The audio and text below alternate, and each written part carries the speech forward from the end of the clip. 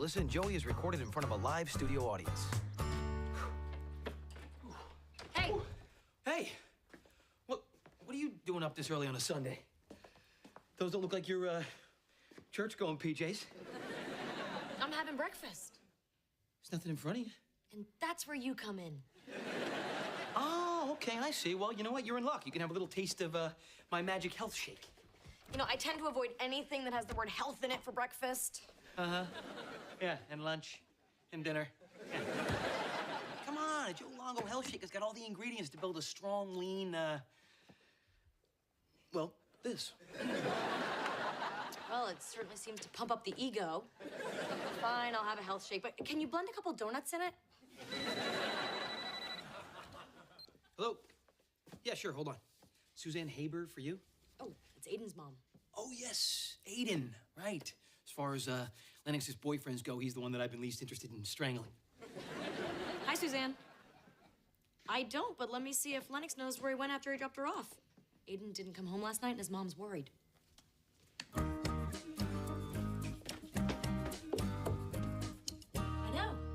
know. Look, I do not blame you for worrying about Aiden. Oh, it's so sad when parents have no idea what their kids are doing. It's inexcusable.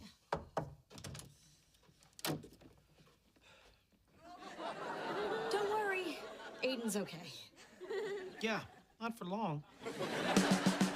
It's all good, it's okay, okay, it's all right, as far as I can see, it's all good, it's okay, okay, it's all right, I guess you're stuck with me. Good morning. Oh, dude, I so didn't want to have to strangle you.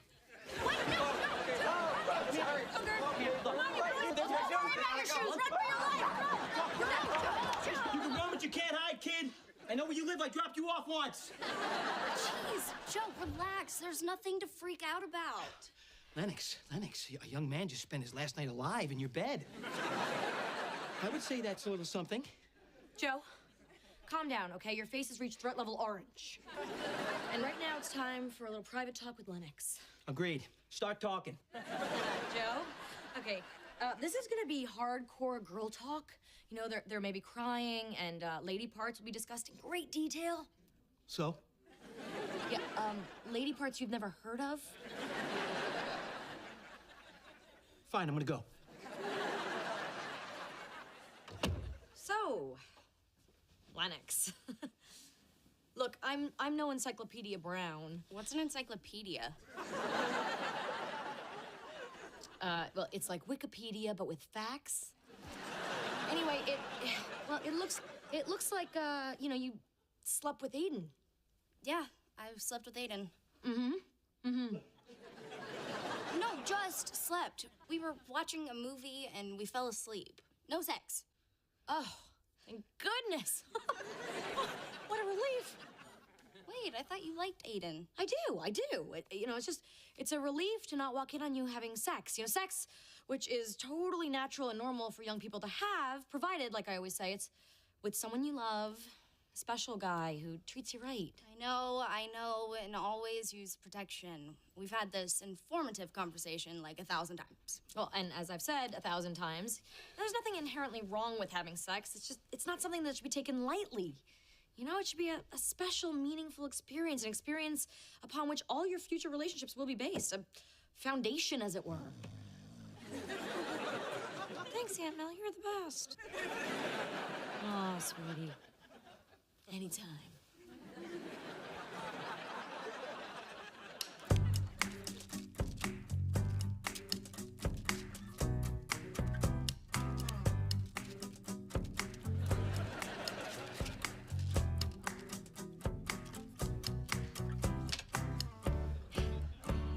Ready?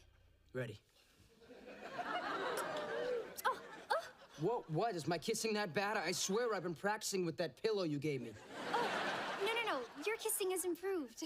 It's just, it's your facial hair. What are you talking about? It's like 3 hairs. Ryder, you've got to... No. What was that? My therapist and I have been working on getting rid of bossy Holly and I'm supposed to do this every time I catch myself thinking controlling thoughts. That's great, Holly. You know what? I'm proud of you. What was that? I was thinking controlling thoughts. About what? Squeaky Mouse. If you wanted to shave, I wouldn't be against it. Oh, I guess I could. I've just never done it before, and you know my dad's not around, so I was kind of hoping I could get Joe to teach me. Joe? No, I'll teach you. I mean, if you want me to help you, I'm happy to. Holly, would you please help me shave? Yes, I will. Oh, it's like kissing a cactus.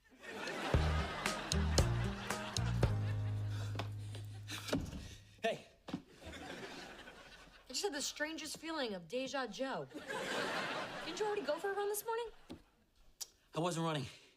This time I was chasing. But Aiden ditched me. Hey, he took the coward's way out and hid in the church.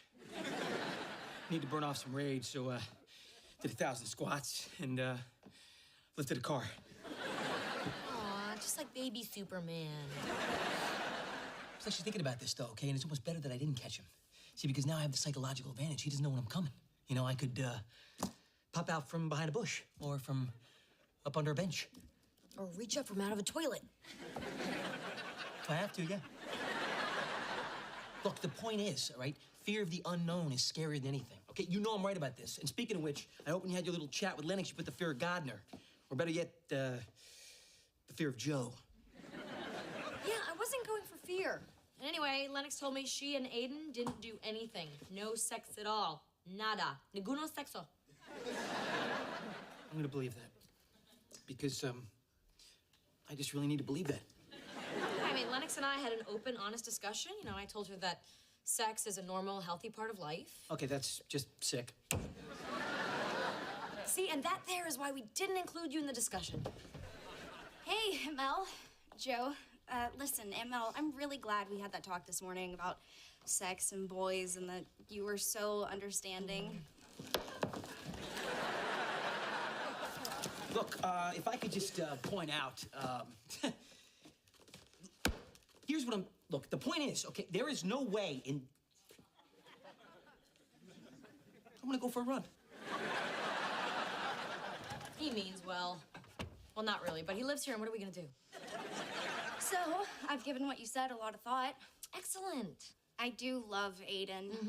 I think he's special and he treats me right. So, I'm going to take your advice and have sex with him.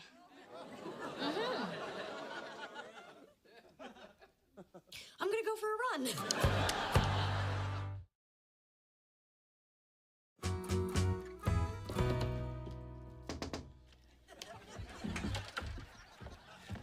Okay, so check it, all right? I've been going through some stuff, you know, burned off a little rage, and about, like 6 pounds. Anyway, the point is, whatever crazy crap you told Lennox, the most important thing is she is not having sex. Right.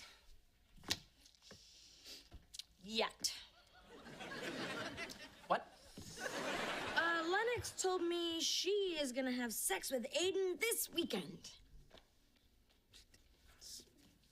That's good. What else did you share with her in this hormonal pep talk you had? Well, I told her sex is something special and meaningful that should be done with someone you love. Damn, she used my own coolness against me. I cannot believe this, Burke. You just gave her permission. You practically drove her to a cheap motel, checked her in, and put on the Waka Waka music. And I remember my first time. It was awful. I was 16, wasn't the right guy, it wasn't the right place, and it wasn't for the right reasons. I'm guessing it wasn't when you were 16? I looked 16. Oh, my God. Will you just please learn from your mistakes, then, and stop this? There is no stopping this. Somebody's got to be her first. You know, Aiden's sweet. He's president of the student council. He's an excellent soccer player. Oh, is he a great soccer player? Oh, that's great. Because maybe, you know, we could just cheer him on then and perhaps shout, goal. I'm just saying, you know, at least it's someone like Aiden instead of some guy named Todd who installs car speakers. For example. The point is, we're lucky.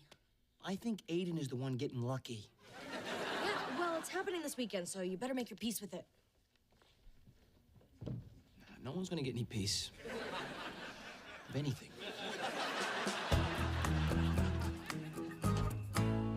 Hey, Holly. I've got everything ready for movie night. Our traditional Saturday night popcorn, air popped, no butter, no salt, decaf iced tea, easy ice, sprig of fresh mint, and 2.5 Twizzlers each. Perfect. But first, we have to take care of one important thing. Oh, no, don't worry. I already used antiperspirant on my hands. They'll be dry for hours. No, you forgot about the... What? Just spit it out already. You forgot about shaving your face. Ryder, I brought all the supplies. Tonight is the night. I don't know. I promise, Squeaky Mouse, you've got nothing to be worried about. I have years of experience. You do? See? Silky smooth. You may stroke up to mid-calf. Knee. Up to, but not including the patella. Oh, let's do this. Joe, you will never guess what someone put in their garbage. It is true. One man's trash is another man's guests. Mel, have you met Aiden's parents? This is Suzanne and Mort.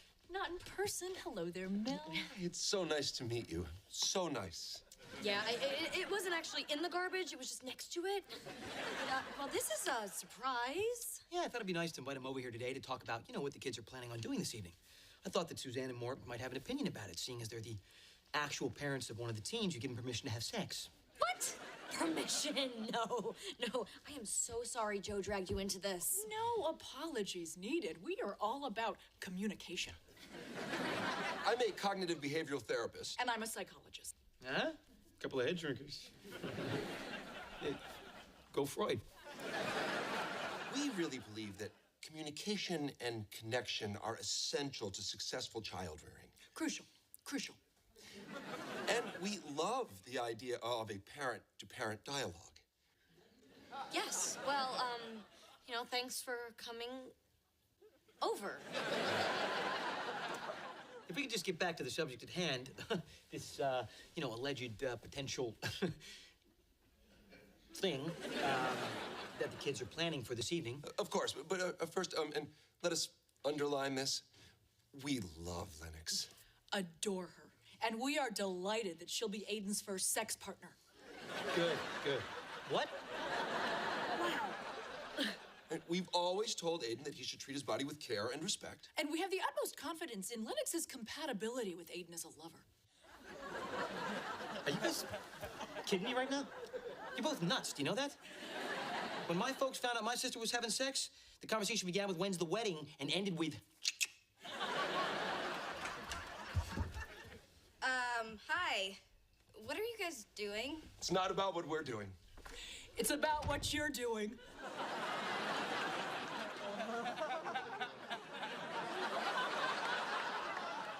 Now, see? That's permission.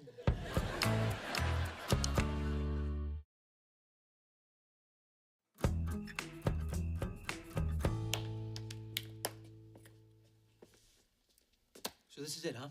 We're just gonna be, standing down here while they're up there potentially having... Just like watching an adult movie from outside the theater. What else can we do? We're gonna stop them, that's what. No, Joe, you can't. Look, did your parents ever say anything that stopped you from doing something you really wanted to do? But Mel... I hate this. Did I just hear a bed squeak? I gotta get out of here. Joe! Hold on. How far are you going? I was thinking like, Michigan. We can't. We have to be here in case they need us. Need us for what, huh? Helpful tips? Some energy bars? Sit. No. Sit. No. All right, fine, I'll sit. You know what? I'm gonna stay, but I'm gonna stand. Fine. Be as uncomfortable as you want. I don't think I could be any more uncomfortable, Burke. You know what? I think you'll feel a little better once you've had some medicine. Medicine? Yeah, red or white?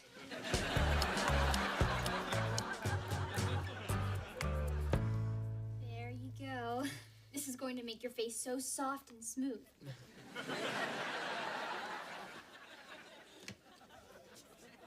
What? You're gonna shave my face with that lady razor? Uh-huh. Now, tilt your head back.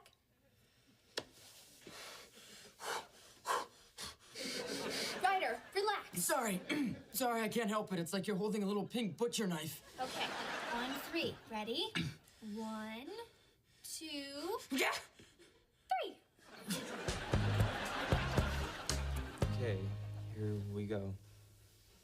Yep. Yep.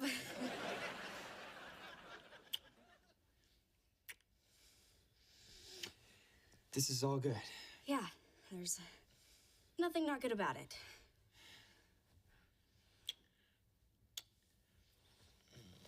Oh! Sorry, I'm really sorry. I'm okay. Yeah. I'm okay.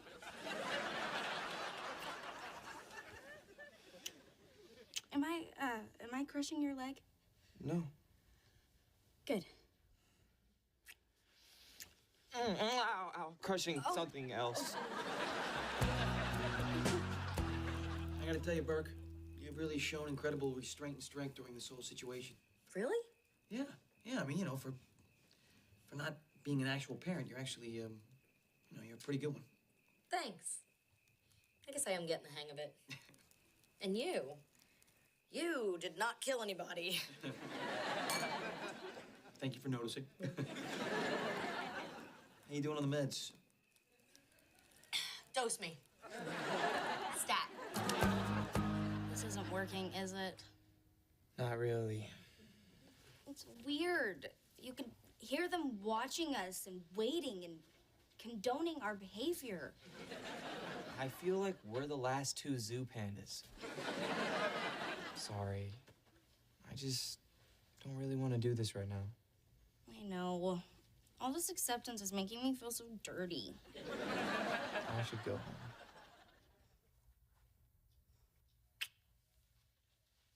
Wait! No, if my aunt sees you leave, there will be all kinds of questions, possibly a survey.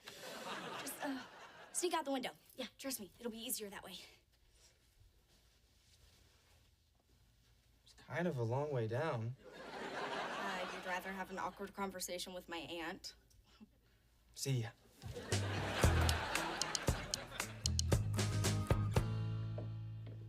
Hey, it's Lennox. How did you... Hey, it's Lennox. Nothing happened. Yeah, my first time was like that too. Don't worry, it gets better. No, I mean, literally nothing happened. All we did was kiss. Aiden went home hours ago. What? Why? I don't know. I mean, having all these adults and parents know and everything was kind of a mood killer. Oh, I'm sorry if I was too... Intrusive, nosy. I was gonna say loving. Look, I know I can't lock you up in a tower. Joe's looked into it. I just want to know what's going on because I care. And I didn't want this experience to be a bad memory someday. Or in 9 months. Sorry if I was uncool. No, it's not uncool. It's loving.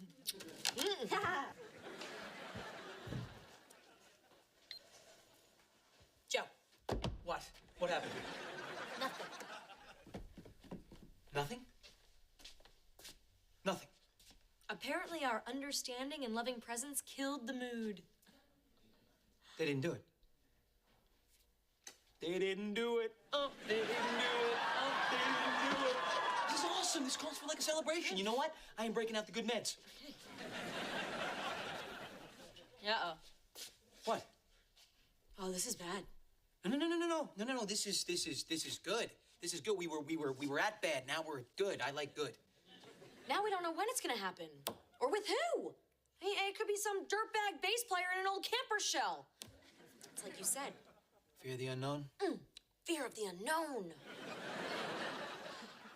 I'm gonna be doing a lot of running.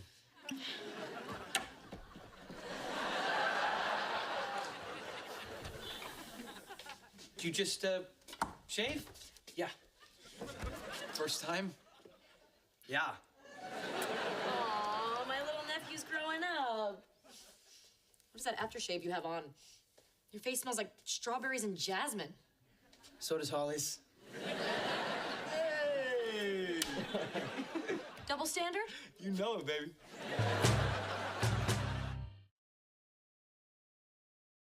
We just think the kids should have another go at it. We sense they might have felt blocked. Blocked, yeah, that's exactly what I was going for. Well, I think after a misfire like that, it's good to get right back up on the horse. Sexually speaking. So you're calling my niece a horse? Joe, they're all yours. Why, thank you, Mel. Listen, I think that you two should probably be leaving before I do something to you that lands me in jail. I agree.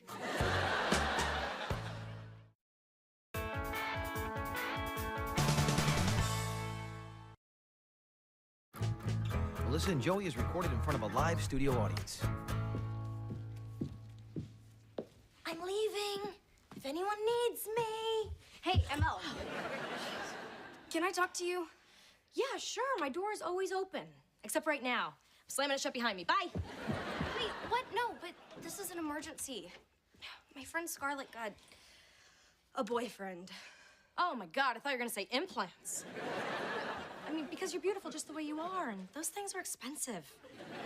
No, look, I don't know what to do. Her boyfriend is always with her, and he acts so strange around me. Okay, well, invite them both over and make nice with the guy, because, you know, boyfriends come and go, but friendships last for months. See ya. Hey, Mel, I need you. Holly's birthday is in 3 days, and I haven't gotten her a present yet. Okay, get her one of those edible bouquets, you know, with the chocolate-covered fruit. Yeah, she'll love it. And if she doesn't, I'll eat it, because those things are great. I need a real idea. Okay, come back when you have a real problem. She's helping me right now. Okay, so what do I do when they come over? You know what? The most important thing is that you go away. I mean, go upstairs and call Scarlett. Quick, quick, quick. Yeah. Back to me. What do I get Holly? You know what? That is a very important thing I need to think about because it's a critical decision. It's gonna take a lot of thought. Hey, Burke, I don't ask for much. It'd just be so nice after I work out if I could maybe get, 1-2 gallons of hot water. Somebody needs attention. Somebody needs some hot water. I bet this has something to do with that call from the gas company. What call from the gas company? The really angry-sounding one. I wrote it down on a piece of paper and everything. Burke, I cannot believe you forgot to pay the gas bill. I didn't forget. I pay him when I see him, you know? The bills are supposed to be right here, but ever since the renovation, things are all over the place, you know? People keep moving stuff. People. Well, there's a bunch of mail in here. Oh, no, look, a note that says Gasco called, urge. See? Told you I wrote it down. You guys cannot pin any of this on me. God, there's a ton of these overdue notices in here. You know what? That's it. From now on, I am taking over all the bill-paying responsibilities. Fine, Joe, you can handle my money. Just, don't get swindled out of billions of dollars and lead us into financial ruin. Oh, it's so funny because that's what happened to me. And if you go to the store, can you get some much bigger towels? Much. You do know that's not an insult, right? It's all good, it's okay, it's all right, as far as I can see, it's all good, it's okay, it's all right, I guess you're stuck with me. All right, everybody, before we decide our position on the food truck ban, we're gonna have to do a little more research. Thank you. Oh, Stuart, wait, I have one more legal issue to discuss with you privately. Well, I look forward to that, Councilwoman. Do you know what food trucks are out there today? Oh, please tell me it's the bacon wrap taco truck. I'm starving. I don't know. I mean, can we really eat at the bacon wrapped taco truck and remain impartial on this issue? I don't care if it's wrong. If it's wrapped in bacon, it's right. Very convincing argument. Let's eat. Burke, hey, look, do me a favor. Talk to my friend Steve here in India. Let him know I'm authorized. Talk about your credit card account, please. Why did you just tell him you're Mel Burke? Because I'm an honest person. And I already tried that. Fine. I authorized Joe Longo to... And we're on hold. I don't think I've ever heard I like big butts sung in Hindi. So look, I was going through your bills. We need to do some serious streamlining. Joe, this is not a good time. Oh, I'm sorry. What, am I interrupting? Yeah, but at least you're wearing pants. Stuart, this is Joe, my nanny. Domestic manager. Hi. Nice to meet you. Yep. You know what? Let me grab this, and I'll be back to grab you for lunch. I'll be ready to be grabbed. Oh, yes, Steve, that is the year I was born, or with a margin of error. Hey, honey. Yeah, sure. I can pick up the kids. No, I can't talk right now. I'm working. Steve, I gotta go. Okay, I can't hear you over the sound of my growling stomach. What are you still doing here? You have my phone? Don't worry, all right? I'm gonna help you trim the fat out of your bills. Shall we? Definitely. Fine, trim. But remember, wine and shoes are never fat. Do not touch them. What is this, my first day?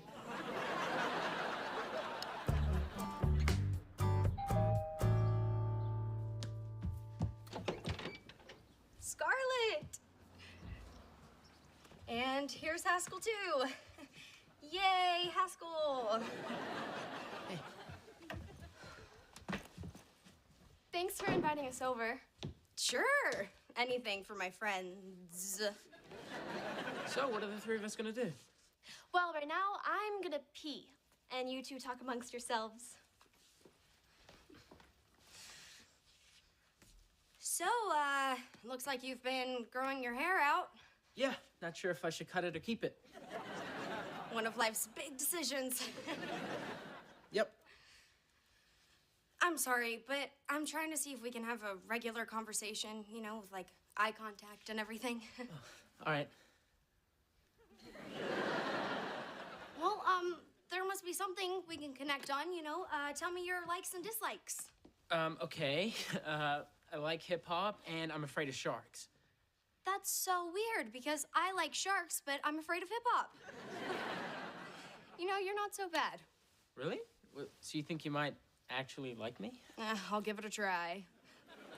I have a confession to make. I hope this doesn't make me sound weird. Ooh, weird? I like weird. Let's hear it. I kind of sit behind you in math class and I look at your neck a lot. You have the cutest neck I've ever seen. Okay, maybe I don't like weird. Hey, Scarlett, you done peeing yet? Because we need you out here. Wait, I'm sorry I shouldn't have said anything. I feel like such an idiot. Look at you two best buds hanging out. So where are we going? I was thinking laser tag. Great. Let me get my scarf. My big old scarf.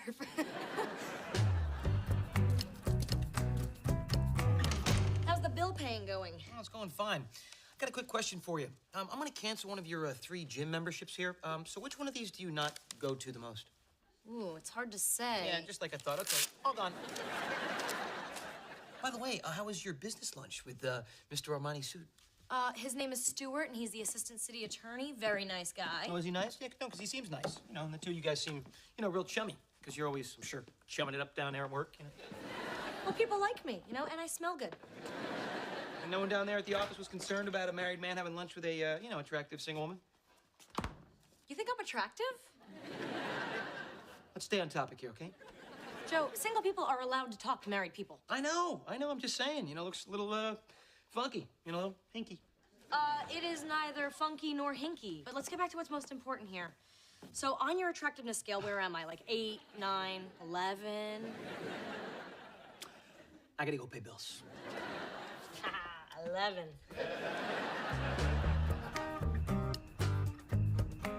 $80 for Brazilian wax? What, did you go to Rio to get this thing done? Will Grand Inc. Will Grand Inc. What the heck are all these charges on here for Will Grand Inc.?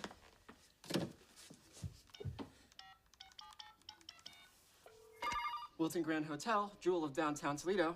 How may I brighten your day? I'm sorry, did you just say hotel? I said Wilton Grand Hotel, jewel of downtown Toledo. How may I brighten your day? I got it. Thank you.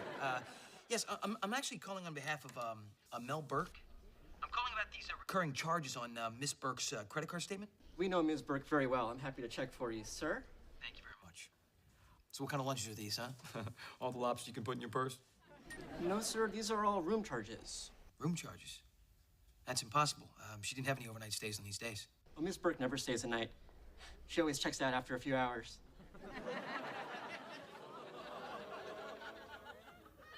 Thank you for the evidence. Assistance.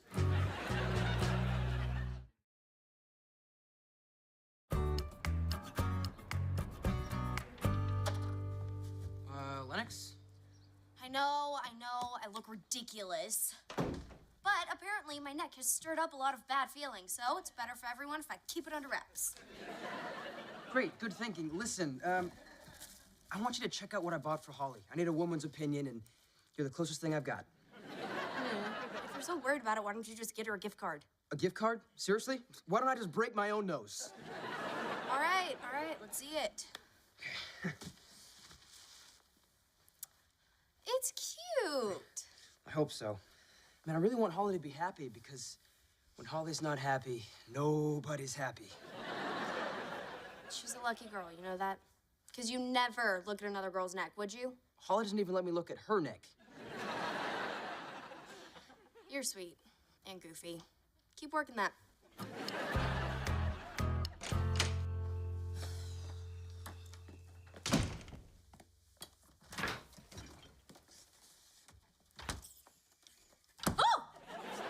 Why are you so jumpy? Because you just appeared out of nowhere like a really creepy waiter. So listen, I was going through your credit card statement here, and I couldn't help but notice this recurring charge at the Wilton Grand Hotel. Oh, that must be some other Mel Burke. That's not how credit cards work. Oh, yeah. You know what? Sometimes I go there for lunch and I tip like 300–400%. No, these are in fact room charges, which is kind of strange because, you know, you live here, so there's no reason you'd have to go someplace else that has a bed and, you know, a shower for afterwards. That's ridiculous. It's that Armani suit guy, isn't it? What are you suggesting? What am I suggesting? I'm suggesting that you're sneaking off to this hotel to do something you're ashamed of. What? What? I'll tell you what. It. You know? Man, woman. It. It? We're all the way to it? So now he and I are itting? You know what? You're right. That's a crazy theory. Let's just go back to the big tip story. What was it, 400%? Can I get a tip like that?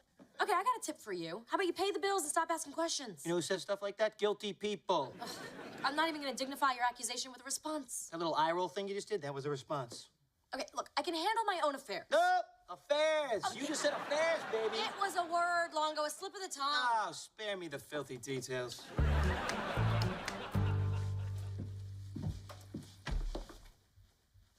I was just going Yeah, I don't want to know.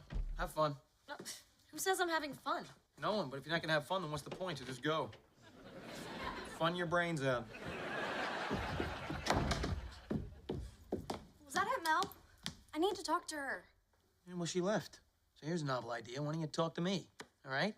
I got a ton of life experience. Plus, I'm right like 90% of the time. Well, okay. You know my friend Scarlett? I tried to make friends with her boyfriend, and then he tried to make more than friends with me. Trying to stretch a single into a double, huh? Yeah, guys are gonna do that. Did you tell Scarlett? No, she'll think I'm trying to break him up. Yeah, but you can't just let her stick with somebody that you shouldn't be with. I mean, sure, you know, maybe she gets mad at you. You know, maybe she, you know, lies to you about over-tipping and then runs off to do her skeezy business somewhere in a hotel nearby. But the point is, you're gonna be able to know that you tried to stop her, all right? And that you did the right thing. Okay, that got a little confusing in the middle there, but I think you're saying I should tell her. Is that what you would do? Yeah, I might. I mean, no, you know what? I would. Right now.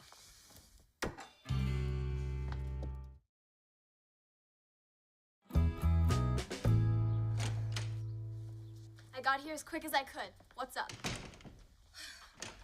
Scarlett, I have something to say, and I'm not quite sure how to say it, so just hang in there with me while I try to find the right words to tell you that Haskell hit on me.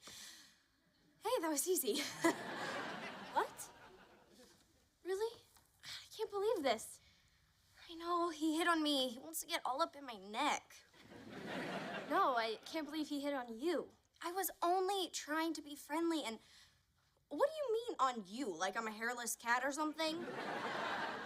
It's just, you're not his type. Meaning, Haskell's into girls like me. You know, smoking hot. Wow. I have been torturing myself over how to tell you about this because I actually care how you feel, but you don't care how I feel at all. Well, you know what? I am hot. Crazy hot. This neck, irresistible. Okay. Yeah, you wish you had a neck like this. It goes all the way up to my ears.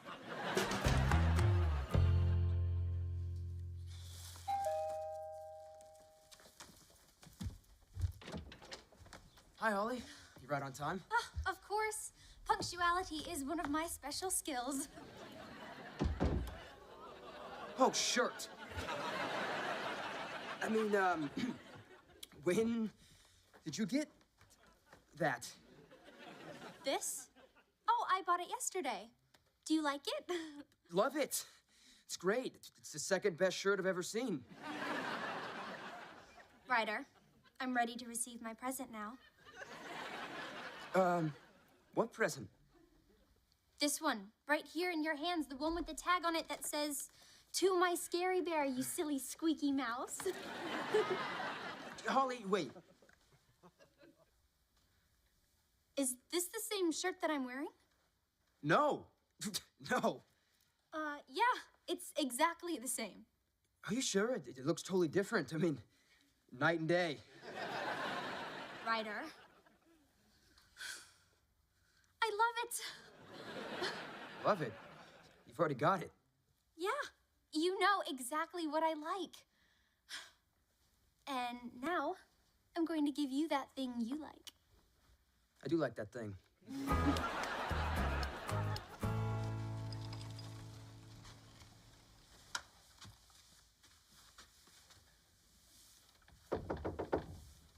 Who is it? Room service.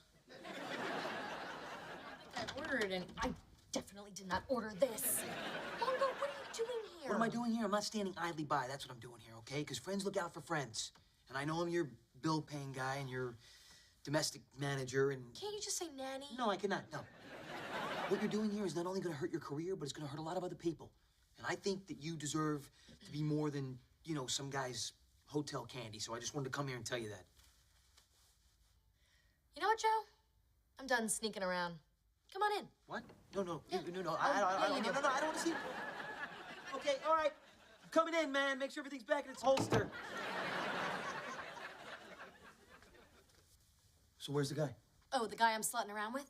Yeah, he's right in there. Huh? It's time to come clean and reveal my big secret. It's true, I get a room here once a week. Okay, first, I soak in the jacuzzi tub with a ginger-scented bubble bath. Then I put on this big, soft, velvety robe, and I lie back on sheets that are like 1,000,000 thread count. And then, I watch a chick flick. You know, the kind of movie that makes men's eyes bleed. I love every minute of it. I don't get it. You're right, Joe. I'm having an affair. With myself. Wait a minute. You check into a hotel to watch a DVD? Why? Well, every day at work, I'm swarmed by people wanting me to solve problems and answer questions. And then I come home and, you know, I'm swarmed by you and the kids with more problems and more questions. It's not that I don't love my job or my family. It's just I never get a moment to myself. You know, to just take a breath and relax. And room 1208 is my oasis. And I just bum rushed your oasis. Totally stomped it. I don't know what was going on. All right. I'll tell you what, I'm gonna get out of here, okay? And I promise I'm not gonna mention your secret hideaway to anybody. But you gotta promise me you're not gonna mention that my 90% being right average took a major hit today. Deal. Thank you. Oh, one last thing. You know this nice hotel chocolate here? Please tell me you're not getting this out of the minibar, because they mark things up like crazy in a hotel. Joe, if you don't leave, I'm gonna open my robe and flash you. No, thanks. See you home.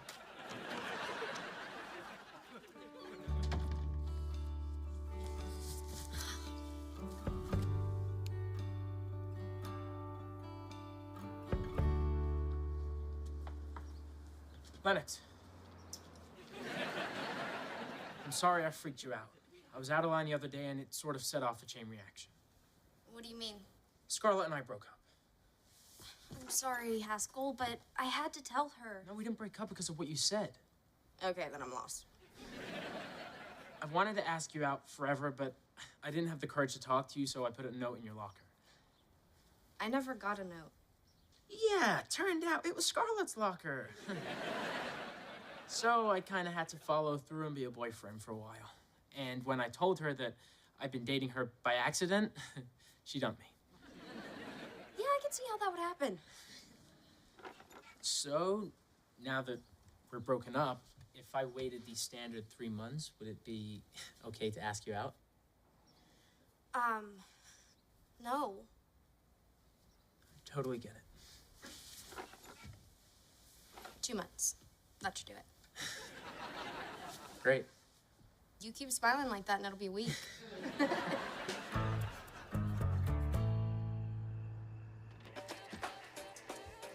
guys, I'm home.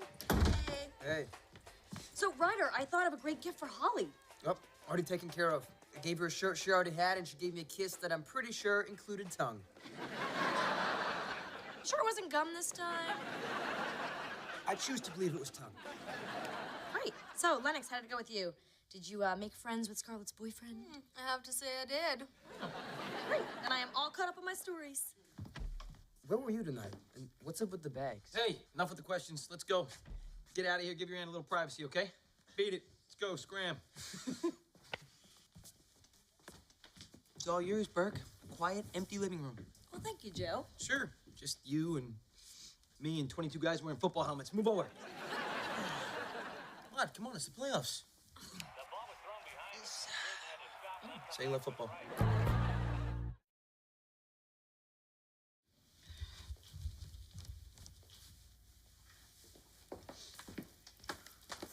Hey, what's this? Oh, that's for you from me. It's a super soft velvety robe like the one at the hotel and 1,000 thread count sheets? Yeah, well, the lady in the department store said it's the closest thing they got to $1 million. Yeah, and here's some of that fancy hotel chocolate that you like. I figured you could eat it while you're watching your DVD. Joe, that is so thoughtful. Now you can have the hotel experience in the privacy of your own room at a fraction of the cost. Oh, so that's all you care about, my bottom line? Yeah, pretty much. Enjoy. Hey, Joe. Yeah. Do you want to Sure. put the other half of this in the fridge for me?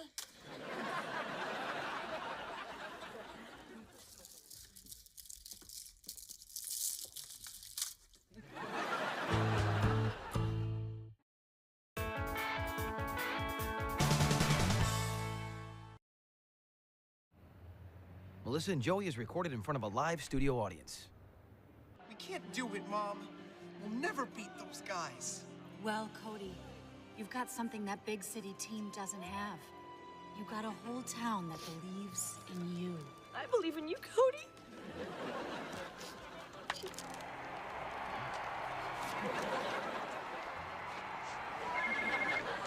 Yo, not much. Just watching a movie. Nah, it's pretty lame.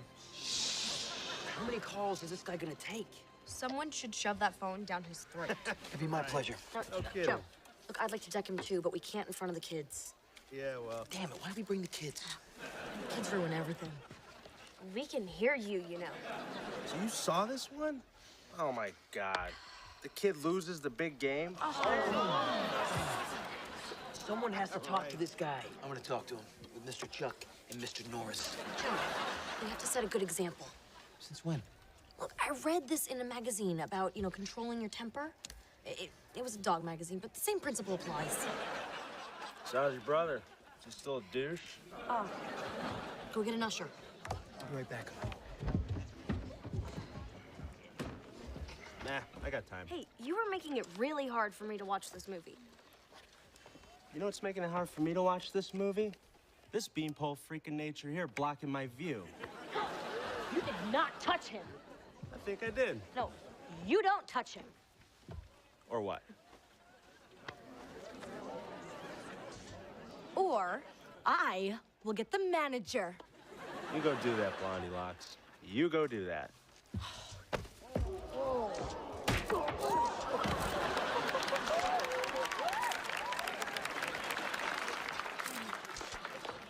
We're good. He's quieted down.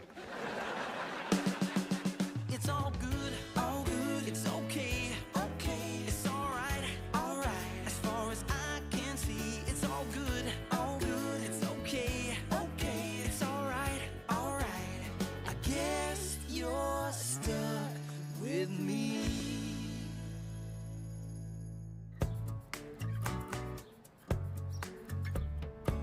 Morning, Mel. Listen, I was just gonna beat these eggs, but I figure you might want to do it, because, you know, one punch, boom, omelet. Let's get ready to scramble. Okay. If this is about last night, I totally regret my actions. That punch was not who I am. What, are you more of an ear biter? You know what's so great about what happened last night, Councilwoman? After months and months and months of you calling me a hothead, who's the one who decks the person for talking in the movie theater? Hold on. Let me savor this deliciousness. You. You know why? Because you are just like me. Huh? I am nothing like you. You know, sometimes even a rational person can be pushed to a point, for instance, when her cub is threatened. Cub? This kid is like 8 feet tall. You really want to poke the mama bear? Can we just move on? I don't want this to define me, you know? Would you want to be known only as the guy who worked for that company that swindled people out of billions of dollars? That is all I'm known for. Hey, Mel, look. Somebody shot video of you at the movie theater last night. You've gone viral. Blonde deck cell phone guy. Who is this hot-headed hottie? You're not gonna let someone else take credit for that, are you? Yes, I am. The internet and I are already very well acquainted. That's for sure. Whatever you do not Google Ohio Senator's daughter flashes world stepping out of a limo in a short skirt. Hey, it was laundry day. Did a lot of laundry back then. Harper, this is not a good time for a meeting. We had an appointment. Hey, you're lucky I showed up. My ovary's the size of a baseball. So, no donut holes for me. The news is bad, Mel. Poop hitting the fan, bad. Well, what was I supposed to do? He threatened me and my entire family. What the hell are you talking about? What the hell are you talking about? I'm talking about the polling research. As am I. I am here to get you reelected. Do you see this line here? Like my estrogen, you are trending down. You just don't have a strong enough brand. 30% of the respondents think that you're that perky weather girl who's banging the mayor. Ugh, I would never. Ugh, all you want, but people know who she is. And it wouldn't kill you to wear a push-up bra. But, wait, 4% of people think Melbourne is a city in Australia? People don't know who you are, or they just don't see you at all. Where's Mel? I don't see Mel. Oh, there you are. Someone just sent this to me. Is this you? Cold cocking a guy at the movies? Not now, not now. Oh, this is what you're trying to cover up? I lost my head, okay? This is not who I am. I'm a negotiator, a consensus maker. This video makes me look like a short, white, female Mike Tyson. Oh, no, this is sick. I love it. You know, voters always worry that a woman in public office isn't tough enough, that she can't handle a fight. I could totally spin this like a dreidel. Well, how are you gonna make assault and battery seem reasonable and rational? Like this. Finally, someone has the big blonde cojones to deal with one of those movie theater jerks. 3 cheers for Councilwoman Mel Burke. Whoa, what are you, insane? Oh, for sure. And from now on, you're gonna be known as Fighter for the Little People. Yay, little people! Yeah. Okay, look, Harper, I know you've turned around a lot of campaigns. I never lose. And don't you feel the same way that I do, other unbiased citizen? Yes, boy, do I. Well, then let your voice be heard in the comments section right there. Battling Burke sure gets my vote. Who says women can't dish it out? Not me, because fundamentally Send, Stephanie. Oh, wait. Are we sure this is the smartest strategy? I mean, maybe we should all just take a breath here. Sure. After we press send. Now we can all breathe. Not yet. Wow. I recognize that burrito from my old school. I heard it got pregnant and dropped out. Whatever, I'm hungry. Creepy new girl Hester eats by herself at that table every single day. What makes you think she's creepy? Her general creepitude? She never talks to anybody. She just scribbles in her little book and eats walnuts. Nothing but walnuts. She's just new. I was new last year. It's hard. Yeah, I remember. I hated you last year. Hey, one person can make a difference. It's Hester, right? This may be a few weeks late, but welcome to Grant High School. Who are you? Oh, I'm your new friend, Lennox Scanlon. You wanna share an unwed burrito from the 90s? Amazing. 137 comments already? This could move my commando picture to the second page of my Google search. If such photos existed. Oh, here's another one. God bless Battling Mel Burke for making our movie theaters safe again. And how great is her hair? Even in a brawl, it holds its curl. The public has spoken. Bye-bye, weak polling data. And hello, second term. Yes.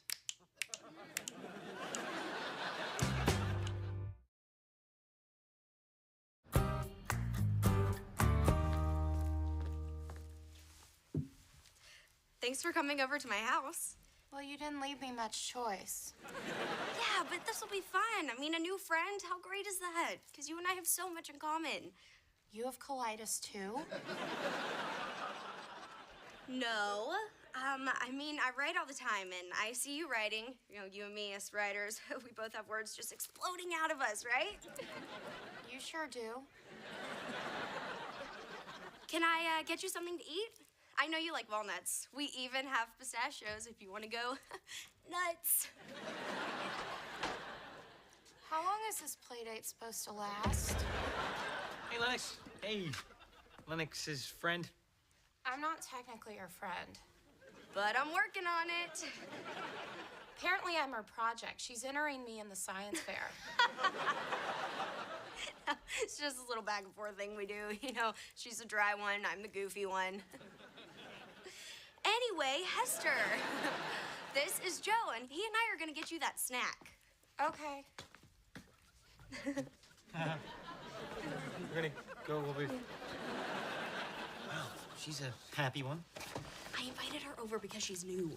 To what? The human race? Wait, I was new last year. I had a hard time fitting in, and I'm gonna do for her what someone should have done for me. Get her a personality transplant? Make her a friend, bring her out of her shell. You don't understand, Joe. She's me.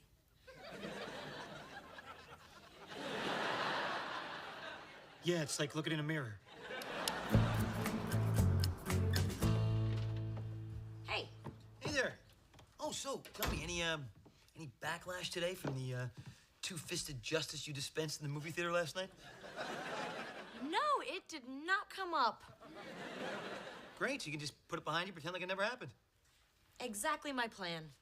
Nice, nice. Oh, on a totally unrelated matter, these drawings of you wearing boxing gloves are faxed over from your office today?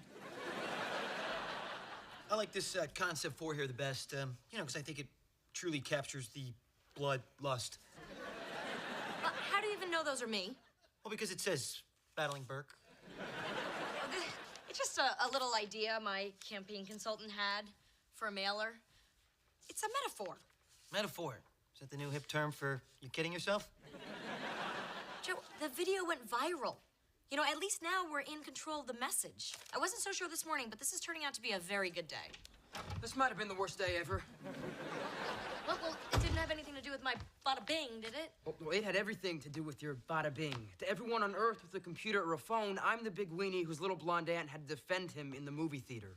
Ah, don't worry about that, buddy. All the kids are gonna forget about that as soon as this whole, you know, internet fad is over. And this one 11th grade kid, Donnie Keaton, would not let it go. And I was with Holly. Dude dissed me in front of my woman. And you just walked away, right? No, I told him to knock it off, and then he challenged me to a fight.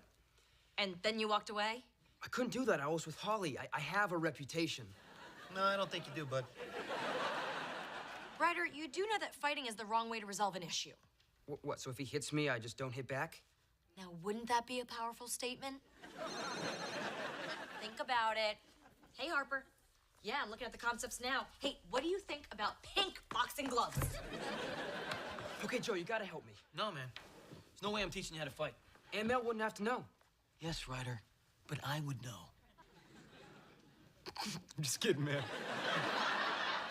Oh, yeah. Who's the weenie now, huh? Not me. My nanny's teaching me how to fight.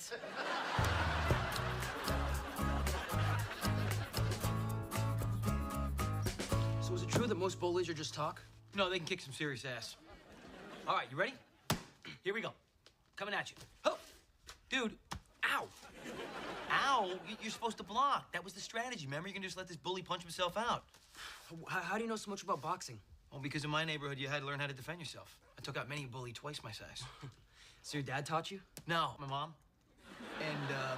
And my Aunt Cecilia.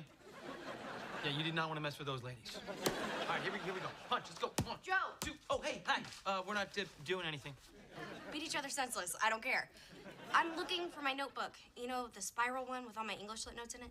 Here, hold these. I'll be right back. It's right here on the table. You know, when you were working here with, what's her name? Beetlejuice. Her name is Hester. Oh, well, then just borrow Hester's notes. She didn't take any. She's having a really hard time adjusting to a new school. No one even talks to her. Well, except for me, because I'm a good person. Well, good person, since you took notes and she didn't take any, I think you got yourself a thief. Looks like, Hester is a heister. What's your evidence?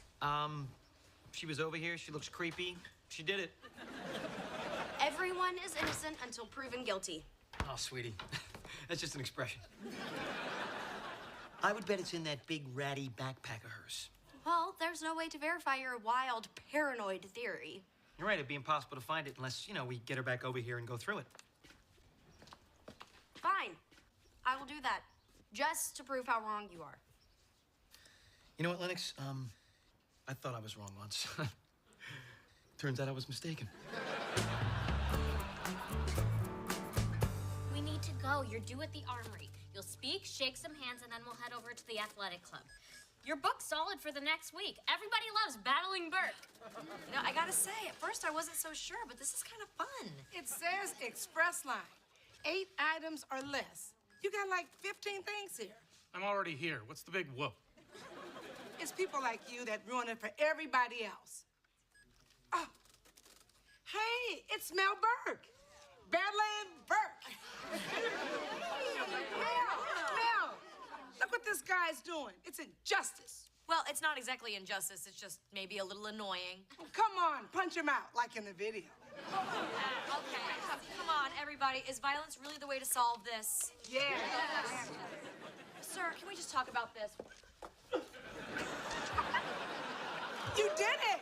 Justice! Yes. Another evildoer put in his place by battling Burke.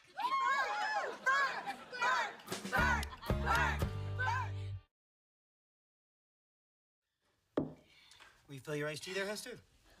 4th one's the charm. No, I can't drink anymore. Where's your bathroom? Top of the stairs to the left.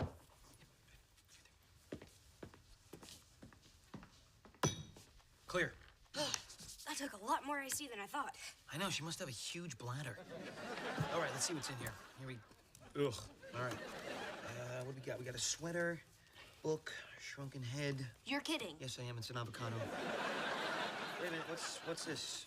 Oh, that look familiar? Oh, my gosh. That's my notebook. Shocker. What are you doing? You stole my notebook. How could you do that to me? I don't know. You were offering me nuts and stuff, and so I figured That my notebook was up for grabs, too? I guess, yeah. So am I really the first person to tell you that stealing is wrong? The first person to spit when she said it. Okay, let me give you the whole rundown of how life works. Don't steal. Be nice to people. Smile every once in a while. All right, easy, girl. And, you know, there are other foods in the world besides walnuts. Return kindness when kindness is offered to you, and I was freaking kind to you. You're spitting again. I mean, seriously, didn't you ever go to kindergarten? I think I should go. Your notes weren't even that good. Well, yeah, you know how I said that we're so much alike? I was wrong. You're nothing like me. I am a sweet, wonderful person who gives and gives and gives. Whew. Come back and see us again, Hester. I can't believe it. After everything I did for her. Yeah. Oh, that's the look you give Aunt Mel. That's the I told you so look. Lennox, you actually think I like being right all the time? Well, I do.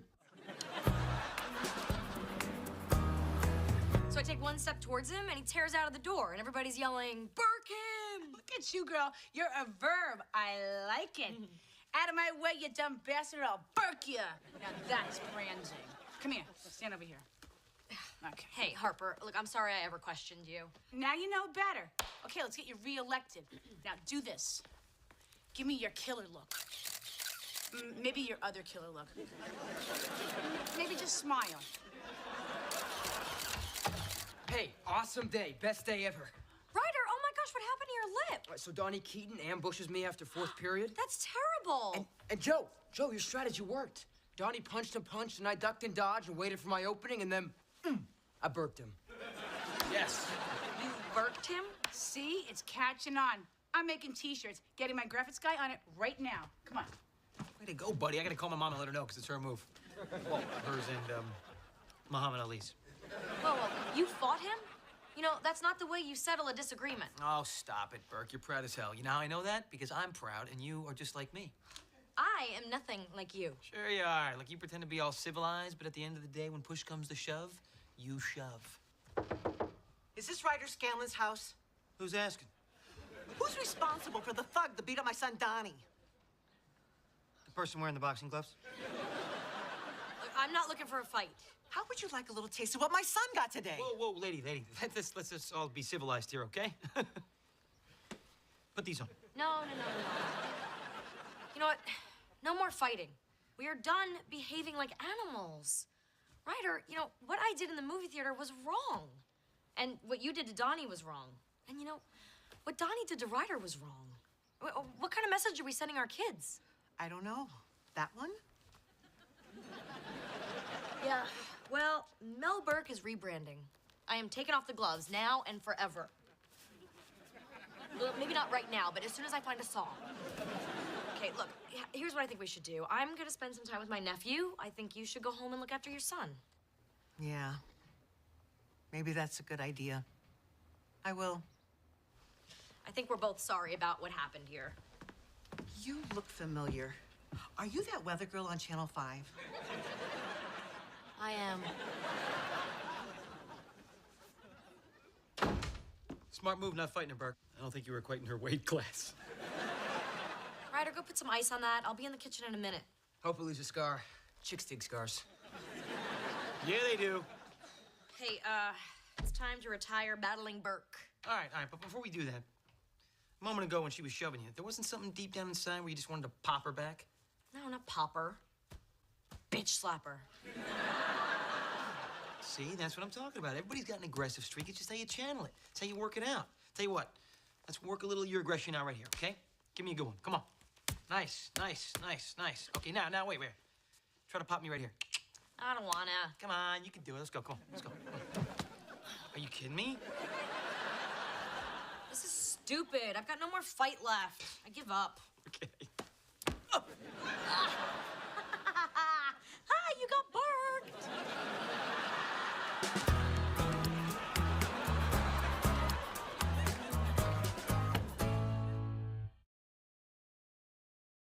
So, flying solo today, huh? Where's your, sweet psychotic friend? Would she go back to the mothership? Hester has actually cleaned up her act.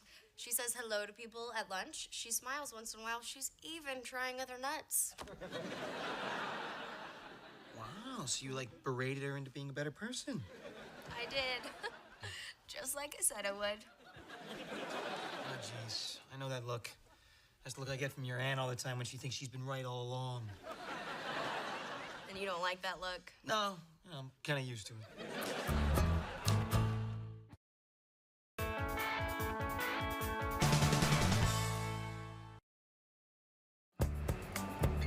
Melissa and Joey is recorded in front of a live studio audience. Well, I'm off. Watch the kids, feed the kids. Try not to kill the kids. Got it. Wait, what was that last one? Wow, look at that outfit. Never seen that before, huh? Where are you off to? A night out in the town with your sister wives? I'm going out with Donald. Yeah? Where's he taking you? Barn raising? You gonna churn a little butter? No one's butter is getting churned. It's over with Donald. Oh, I see. So that's your dumping outfit. Yep, this is defensive dressing. You know, you don't bring out the snack tray unless you're gonna be serving dinner. I don't wanna get the guy's hopes up. Yeah, I don't think you'd turn on a pilgrim in that outfit. So why is your relationship with Donald coming to such a hasty end? Oh, we never really clicked. You know, Donald's a good guy and everything, but I just wasn't feeling it. Nor do I intend to feel it, which makes it a lot easier to give him the heave-ho. I'm curious, when you break up with a guy, do you go in there with like a script or do you just wing it? No, tightly scripted. Yeah, the goal is to be brief and merciful. Professional. So like a mob hit. Exactly. You know, it's the least I can do. The guy is taking me to dinner. Wait a minute. You're whacking the guy and you're still gonna eat? Well, I'm not completely heartless. I'll take it to go. You know, anything that travels well. Risotto, pasta, Cobb salad, dressing on the side. Wait a minute. You know what? I actually still see a little bit of skin here. Hold on a minute. Let me just... There you go. I would break up with you so hard. I guess you're stuck with me.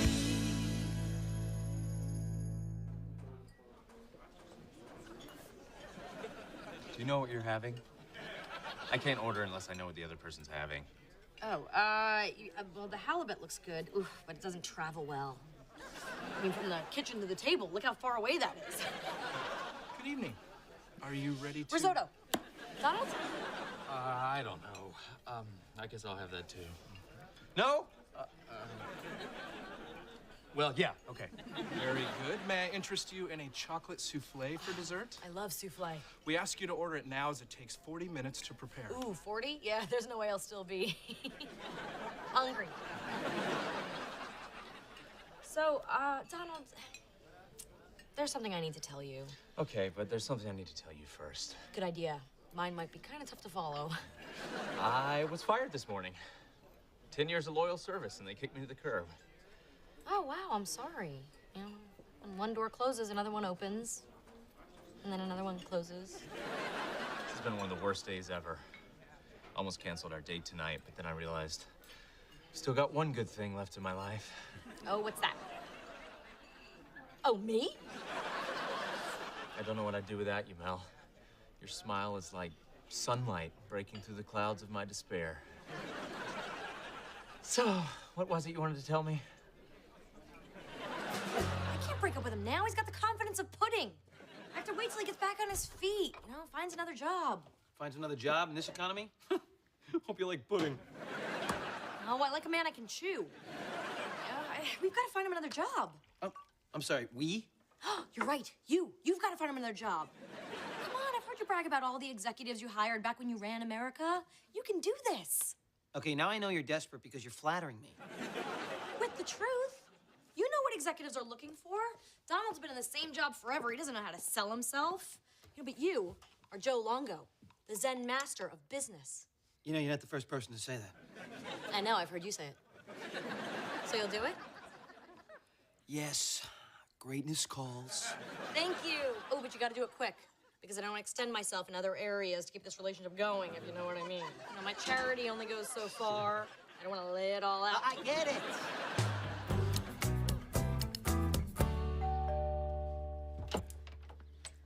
Hello, Lennox. Hey, Holly, let me get Ryder for you. Actually, I'd like to speak to you in private. Okay, let's do it outside where there's daylight. And witnesses. This past Saturday, I attended Dennis Kitson's birthday party. While at said party, a most terrible thing happened. Someone couldn't get to the point. I accidentally kissed a boy who wasn't Ryder.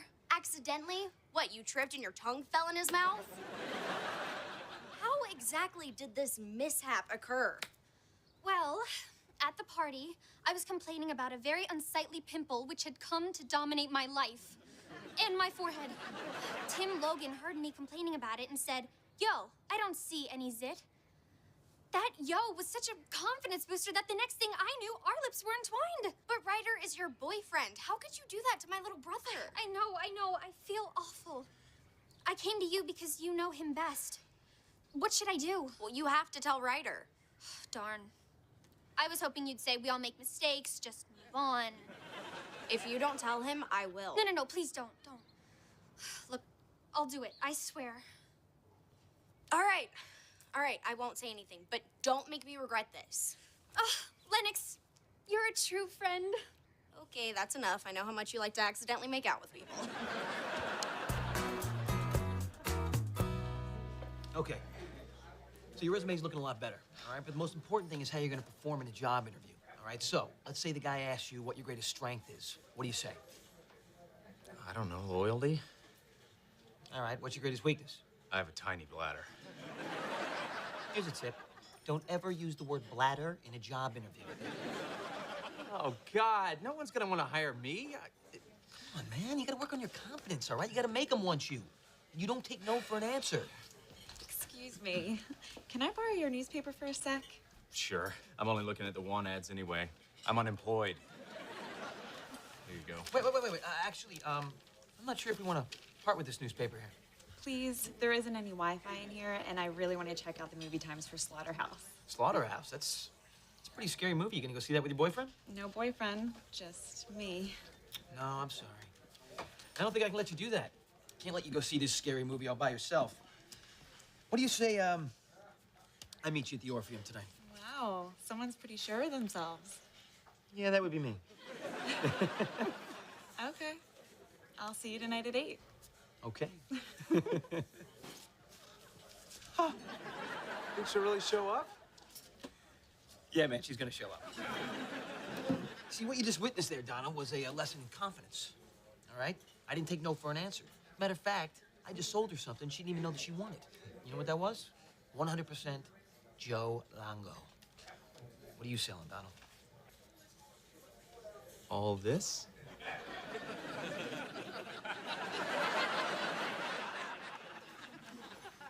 Really got a lot of work to do. Yep.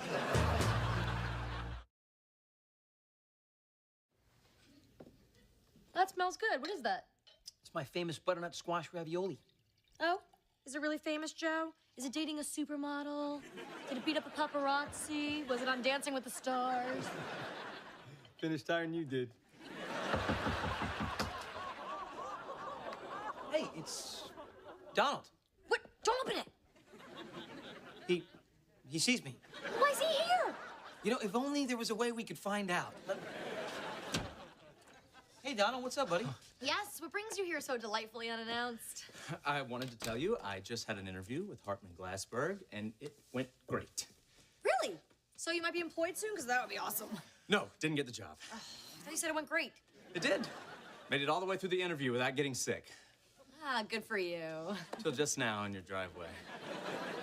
Donald, remember how we talked about not oversharing, keeping a little mystery? Right. I didn't say where in the driveway. The sessions with you are helping so much, Joe. Even though I got shut down for the job, I still had the confidence to come over here and say, hey, Mel Burke, you and I are having dinner tonight. Oh, sorry, Donald. You know, Joe made his famous, orange lumps. Sorry, pretty lady, but I will not take no for an answer. No. Okay.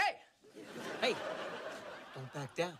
Can I call you later? Don't use questions. I'm calling you later. But right now I have to, use the restroom for something really mysterious. What the hell are you teaching him? You know, you might not want to tour the factory, but I promise you when the product hits the shelves, you're gonna be impressed. Oh, well, when would that be? I don't know how much longer I can keep pity dating him, you know? He's getting handsy. Look, I'll bump him up to 5 sessions a week, all right? Next week, he has 2 more of those interviews, and I think one of those is gonna come through. And then you will be able to break that poor sucker's heart guilt-free. I like the sound of that. There you go. Boy, it's been a while since I've seen you. Has it? I mean, it's only been 5 sessions. I mean, a week. So, Joe says that you've had some interviews and you might have a job offer. I wouldn't say that. Oh. I got 2 job offers. Oh, thank God. That's great news. I mean, for you, too. Oh, for you, mainly. Suddenly I'm in demand. I'm a whole new Donald. My life is starting a new chapter. Speaking of new chapters and fresh starts, I think we should talk about us. Look, in every relationship, there comes a time... Are you folks ready to order? Oh, yes. I don't see it here, but I'd love the steak sandwich. I'm sorry, we only serve the steak sandwich at lunch. Oh, that's too bad. It's just so easy to eat while you're driving. To dessert now. Do me a favor, could you send the manager over? Thank you. Oh, you don't have to do that. No, I got this. No, it's okay. I'll just settle for something else. I don't think a woman like you should ever settle for anything. Good evening. May I help you? I hope so. My dinner companion has her heart set on your steak sandwich, and I would like for her to have it. I'm sorry, sir. That's a lunch item. I understand it usually is, but you have the steak, you have the bread. I'm sure the technology exists to So, could you make that happen as a personal favor for the lovely lady and me? I believe I can make that work, sir. All right, I knew you were the man for the job. Wow, that was amazing the way you mind controlled him. You're like the steak sandwich Jedi. No, the key to getting what you want is never take no for an answer. So, what was it you were going to say about fresh starts? I think we ought to have one right now.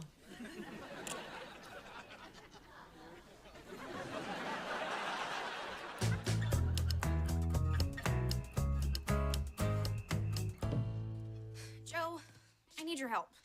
Yeah, I get that a lot. Holly cheated on Ryder. Wow, what'd she do? Did she whip some other boy behind his back? Oh, she made out with another guy at a party, and she was supposed to fess up like a week ago, but she hasn't done it yet, and someone needs to tell Ryder the truth. Well, yeah. Why aren't you that someone?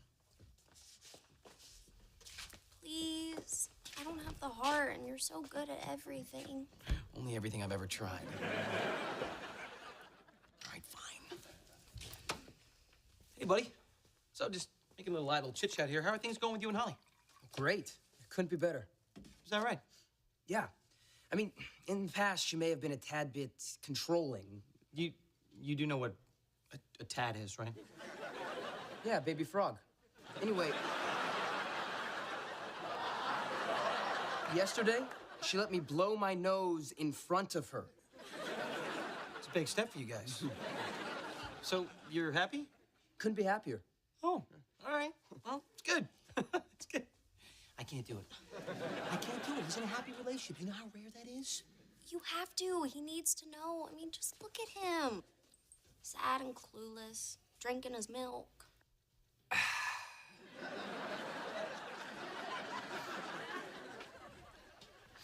Hey, Ryder. So, you know, sometimes, when you're going out with a girl, you think that she's one way, but, in all actuality, she's really another.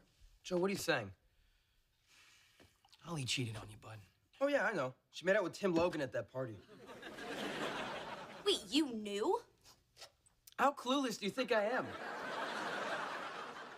Why didn't you tell Holly that you knew? Why would I? It's been the best 2 weeks of my life. Tomorrow, she's baking me a pie. I love pie. Aren't you upset? I was at first, but then she started acting so sweet. It's obvious that she feels bad about what she did. I'll make her feel worse. So you're just gonna let her suffer with her own guilt?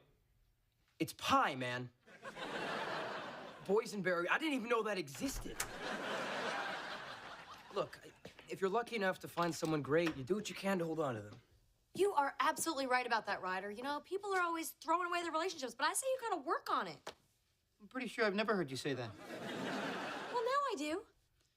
Well, if you'll excuse me, I've got to go upstairs and Skype with my woman. She's gonna do my math homework for me, then watch me fall asleep. There really is somebody for everyone. So what's up with you and this whole new sunny outlook on relationships? Weren't you just out dumping Donald? No. You know, I saw something in Donald tonight that I hadn't really seen before. Oh, yeah? What was that? Well, he was different. He was cool. He was self-assured. I can't really explain it, but he was just so... Me? No, he was nothing like you. I liked him. He was take charge. He was confident. Yeah? You know why he was confident? Because I taught him to be confident. No, he was confident because of all the job offers he's been getting. Why do you think he's getting all these job offers? Oh, I'm sorry. Were you in the interviews with him with your hand up his puppet hole? He's getting the job offers because I put him through a crash course at the University of Southern Longo. Oh, really? What's your school cheer? We are full of crap. All right, you know what? I will prove it to you. Give me an example of confident Donald. Okay, tonight at dinner, I wanted the steak sandwich, but the waiter said that that's a lunch item. So Donald... Called for the manager and gave him the what my woman wants she gets speech. How'd you know that?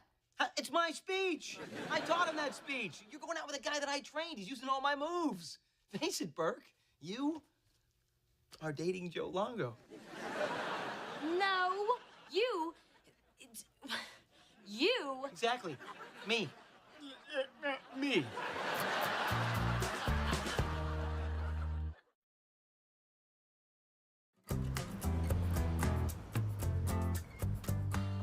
Hey, somebody order a Donald, straight up.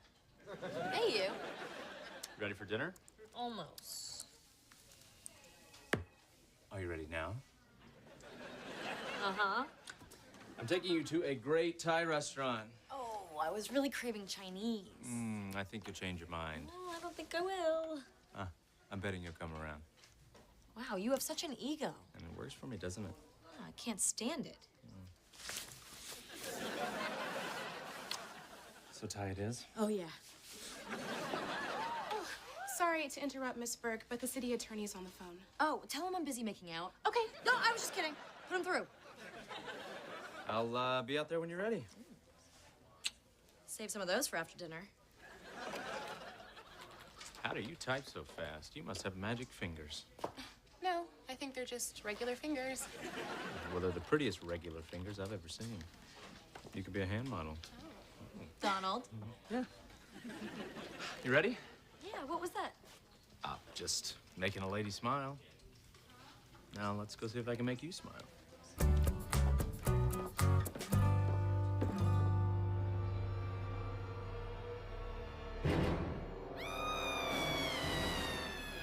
So glad you wanted to watch Zombie Academy 4 senior year. I didn't think you were into these kind of movies. I like whatever you like, sweetie. Whoa! No more torso for that guy. Oh my. So, Ryder, if you want, you can keep watching the movie and I'll massage your feet. Socks or no socks? No socks, if that's what you'd like. Holly, you're the best. Oh, I'm not that great. Are you kidding? You're the greatest girlfriend the guy's ever had. No, Ryder, I'm not. Oh, I can't take this anymore. I have a terrible confession to make. I have kissed the lips of another. What? No, Holly, that cannot be true. You could never have kissed Tim Logan. Who said Tim Logan? No one. I just took a shot because, you know, he's so cute. You knew this whole time.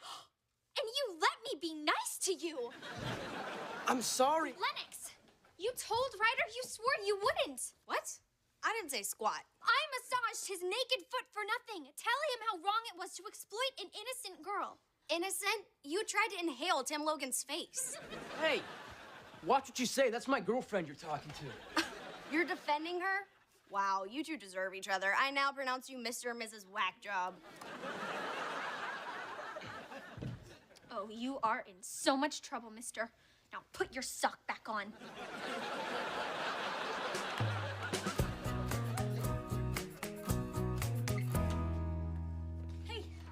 Hey, that was a quick date. Man, you're easy. I pulled the trigger. I dumped Donald. You dumped him. What happened to working things out? You can't work things out with an egomaniac. He was horrible, smug, arrogant. You're right, Joe. He is you. Wait a minute. I thought you said that he wasn't me. Yeah, well, that was before you assified him. You know, at dinner, Donald told me he was tied down to one company for 10 years. He won't be tied down to one lady. He actually said, we can see each other as long as you know I'm freelance. Freelance! What? I hardly ever say that anymore. Wow, I gave him all that confidence and he just took it to the dark side. Yeah, he was flirting with everyone, the receptionist, the waitress, the effeminate valet parking guy. You ruined him, Joe, in what could have been a perfectly good relationship. Poor Donald. You know, with great power comes great responsibility. I guess I just, brought him along too quickly. Well, you're welcome. For what? For what? A few weeks ago, a lady came to me and said, Joe, Zen master, miracle worker, will you please help me get Donald a job so I can dump him? And 2 weeks later, Donald got a job and you got to dump him. Miracle accomplished. Oh, so that was your plan all along? Eric, the point isn't how we got here, all right? It's that we've arrived. Okay, must you turn everything into a reason for self-celebration? No, I'm just saying, that one day maybe, you'll start doing everything right, and then you'll know what it's like to be in my world. What's in your dumping doggy box there? Oh, chicken satay. Ooh, that looks good. Oh, you want some? Yeah, dump your own guy.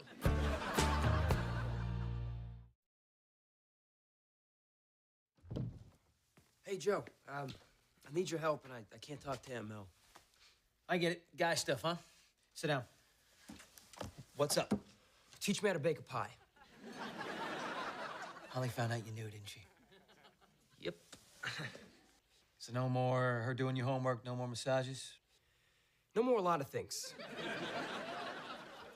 And order is restored. All right, buddy. Time to man up, dude. Put on your apron. Erupted into a low murmur, but one voice cut through the noise with the subtlety of a foghorn. A man in the third row, his face flushed with indignation and a flannel shirt rolled up to his elbows, stood up abruptly. "This is garbage," the man shouted, throwing his hands in the air. "Which, by the way, is piling up in front of my restaurant because you cut pickups to once a week." Melissa maintained her poised expression, though her mind raced. She offered a polite, practiced smile. "Well, a reduction in trash service is exactly what pays for the smaller class sizes. We have to prioritize the education of our youth." Her assistant, Rhonda, who was watching from the sidelines, gave a subtle nod of approval. Later, Rhonda would tell her how impressive it was that crazy guys with trash bags could come at her, and she managed to stay the mature, rational adult. Yes, Melissa thought to herself with a flicker of pride. She certainly did. She mentally told the angry citizen to suck it. But just as the tension seemed to settle, another man, his expression twisted into a sneer, shoved his way toward the center aisle. "Hey!" he yelled, pointing a thick finger toward the podium. Melissa raised a hand, attempting to maintain decorum. "Please, sir, do not be that guy. Do not be that guy that brings your garbage into a public arena and acts like a crazy person. Act like a gentleman. Thank you." The man ignored her plea entirely. "Now, where the hell is the money your brother-in-law stole from me?" A heavy silence fell over the room. The air grew suddenly thick. Melissa felt a sharp spike of anxiety, the familiar sting of family shame washing over her. She gripped the edges of the podium. "What, my sister? Okay. Look, but that is not me." She looked out at the audience, her tone shifting from political to deeply personal, seeking a bridge of empathy. "Let me ask the room, does anybody here have a relative they are not exactly proud of?" Slowly, reluctantly, a few hands raised in the crowd. There were murmurs of agreement. "See," Melissa said, offering a weary but genuine smile. "It is not just me. At least he was cute," a woman in the back row muttered, causing a ripple of nervous laughter to break the tension. Melissa sighed softly. "Yeah, I do not see it." Later that evening, back in the sanctuary of her beautifully decorated home, the adrenaline of the day finally began to fade. Rhonda, ever the supportive friend and colleague, was helping her debrief. "You held your own up there," Rhonda said, pouring a glass of sparkling water. "You really remind me of your father, the esteemed senator." Melissa leaned against the kitchen counter, burying her face in her hands for a brief moment before looking up with wide, self-conscious eyes. "Oh my goodness! Did I smell like strippers? Tell me the truth." Rhonda laughed loudly. "No, you smelled like authority." Melissa flipped her hair back, a playful smirk returning to her lips. "Oh, well, that is my fragrance. Yeah, I have to say, in all humility, I was, yes, smoking." She raised her hand. Up high, down low. "Okay. Plus," Rhonda added thoughtfully, "your brother-in-law and his various felonies totally shifted the focus of the meeting. I think you put the whole trash issue to bed." Before Melissa could revel in her political victory, the heavy front door swung open, and her 15-year-old niece, Lennox, trudged inside. Her shoulders were slumped, and her expression was a mask of teenage misery. "Aunt Mel," Lennox said, her voice dropping dramatically, "why are angry white guys throwing trash at our front door?" Melissa sighed, rubbing her temples. "There is a political debate in the community in which the majority feels as though." She stopped, smelling something foul wafting from the hallway. "This is getting heavy, and really smelly." Lennox dropped a large, black plastic bag on the hardwood floor with a dull thud. "I am just going to leave this here for you, Aunt Mel. There are like 10 more on the porch." Hey, Lennox, Melissa called out softly, trying to bridge the gap between them. Did you see the dresser I put in your room? Lennox paused at the base of the stairs, her grip tightening on the banister. Yeah, it is really cute, but I am okay. I have got suitcases. Melissa watched her niece disappear up the stairs, her heart aching. She turned to Rhonda, her voice barely a whisper. She thinks living here is temporary. Well, she no longer tells me what she thinks. It used to be, I will sneak out of the house, Aunt Mel. Or, let us get matching tattoos, Aunt Mel. Now, it is just because I said so, Aunt Mel. I do horrible things, like put furniture in her room. Melissa threw her hands up in mock defeat. Clearly, I am a monster. Rhonda offered a sympathetic smile. Of course she is difficult. Do you not remember what you were like at 15? Not very clearly, Melissa admitted with a dry chuckle. I did a lot of drinking then. She glanced at the clock on the wall. Listen, I am going out tonight, so Rhonda is staying with you guys if you need anything. Just then, 12-year-old Ryder bounded into the room, tossing a basketball from hand to hand. Coach says you need a better jump shot, Melissa noted, pointing at the ball. Rhonda stepped forward, clapping her hands together enthusiastically. You got one of those? Yes, we Asian women are all about the hoops. So, if you have got any homework, do it. And beyond that, just, be good and do not torch the place. Ryder finished, his tone completely flat. Melissa winced. Yes. Rhonda looked confused. Torch the place. It was one little single alarm fire, Ryder muttered defensively, looking down at his sneakers. At his old house, Melissa explained quietly to Rhonda. The week his dad ran off. He was angry. He just stacked 20 of his dad's expensive suits on the driveway, added some top-shelf cognac, and lit them up. In a way, Ryder interjected, we all need to let things out every now and then. No, we do not, Melissa corrected firmly but gently. The urge to set things on fire we repress. She turned back to Rhonda, offering a desperate, grateful look. Thanks for babysitting. I have not had a date since the kids moved in. It has been so long. I am actually nervous. She hurried to the hall mirror, holding up 2 different pairs of earrings. All right, what do you think? These say smart, independent, bright political future. These say former bad girl. She is back. Rhonda squinted at the second pair. What, are you going hiking? Wear those. That is yours. The evening was supposed to be a return to normalcy for Melissa, a brief escape into romance. But the universe had other plans. Just as she was preparing to leave, the landline rang. Rhonda picked it up. Hello. Rhonda paused, her expression shifting from polite to deeply concerned. Channel school principal? She did what? What did she do? When? Where?